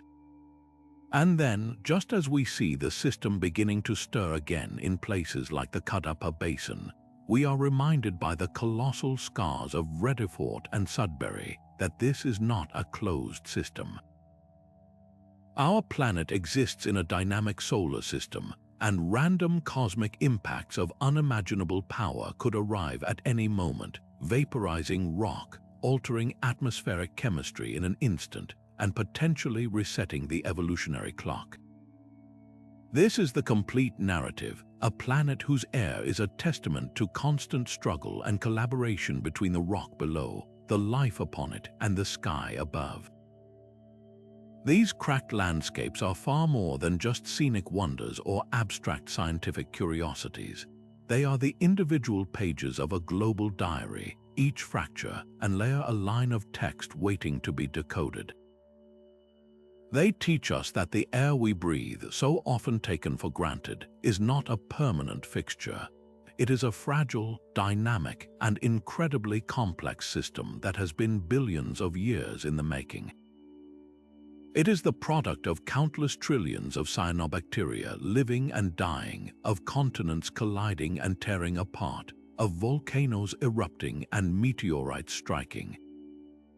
This realization brings a profound new appreciation for the resilience of our planet's life support systems. They have endured unimaginable catastrophes and epoch-long stalemates, yet they have persisted, eventually creating the conditions that allowed us to emerge and to wonder about it all. To understand this story is to understand that we are the beneficiaries of the deepest time, breathing an atmosphere that is the ultimate legacy of the entire Earth. Our journey across these 22 cracked landscapes brings us to a final, humbling realization. The air we breathe, that invisible ocean we swim through every second of our lives, is not a simple, static gift. It is the culmination of the most complex and epic story our planet has to tell, a narrative written over 4 billion years, etched into stone by the combined forces of fire, ice, life, and time itself. We've stood on rocks in Australia that hold bubbles of a poisonous ancient sky, felt the profound stillness of a billion-year pause in the rocks of the MacArthur Basin, and witnessed the frozen violence of a global ice age in the Terry Creek Group. Each of these places is a unique verse in a planetary epic, a permanent record of how our world transformed from a hostile, alien environment into the vibrant, life-sustaining home we know today. This story is far more than a geological curiosity. It is the foundational history of our own existence. Every breath you take is made possible by a revolution started by trillions of microscopic cyanobacteria billions of years ago.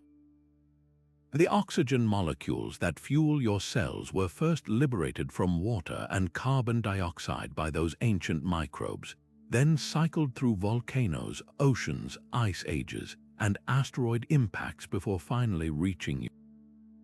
The delicate balance of our atmosphere, that precise mix of nitrogen, oxygen, and trace gases that keeps us perfectly warm and alive, is not an accident. It is the hard-won result of eons of planetary tuning, a stability that was achieved only after unimaginable upheaval and change. Understanding this deep history fosters a profound appreciation for the fragility and resilience of this system. It is a balance that was difficult to achieve and, as we are now learning, could be easily disrupted. These geological archives are not just about the past. They are a crucial lens through which we view our future. By studying how Earth's atmosphere responded to massive injections of greenhouse gases from volcanoes in the past, we can better model the potential outcomes of our own current alterations to the climate. The rocks tell us that the planet's systems are robust but have tipping points. They have recovered from catastrophes before, but those recoveries took millions of years, time scales that are meaningless for human civilization. The whispers from the past are a warning and a guide, showing us both the incredible power of natural cycles and the profound responsibility we hold as the first species capable of consciously altering those cycles on a global scale. Ultimately, this journey teaches us to see the world with new eyes. A crack in a rock is no longer just a crack, it is a line of text in a 4-billion-year-old diary. A rusty red cliff is not just a colorful landscape, it is a chemical monument to the moment oxygen conquered the air. These ancient whispers are all around us, waiting for anyone curious enough to stop and listen. They connect us to the deepest past and compel us to think deeply about the future we are creating for the generations that will follow us. If this exploration into Earth's deepest mysteries has captivated you, we would love to hear which of these landscapes fascinated you the most in the comments below. For more journeys to the edges of understanding, be sure to subscribe. Thank you for joining us and for taking the time to listen to the whispers of the past.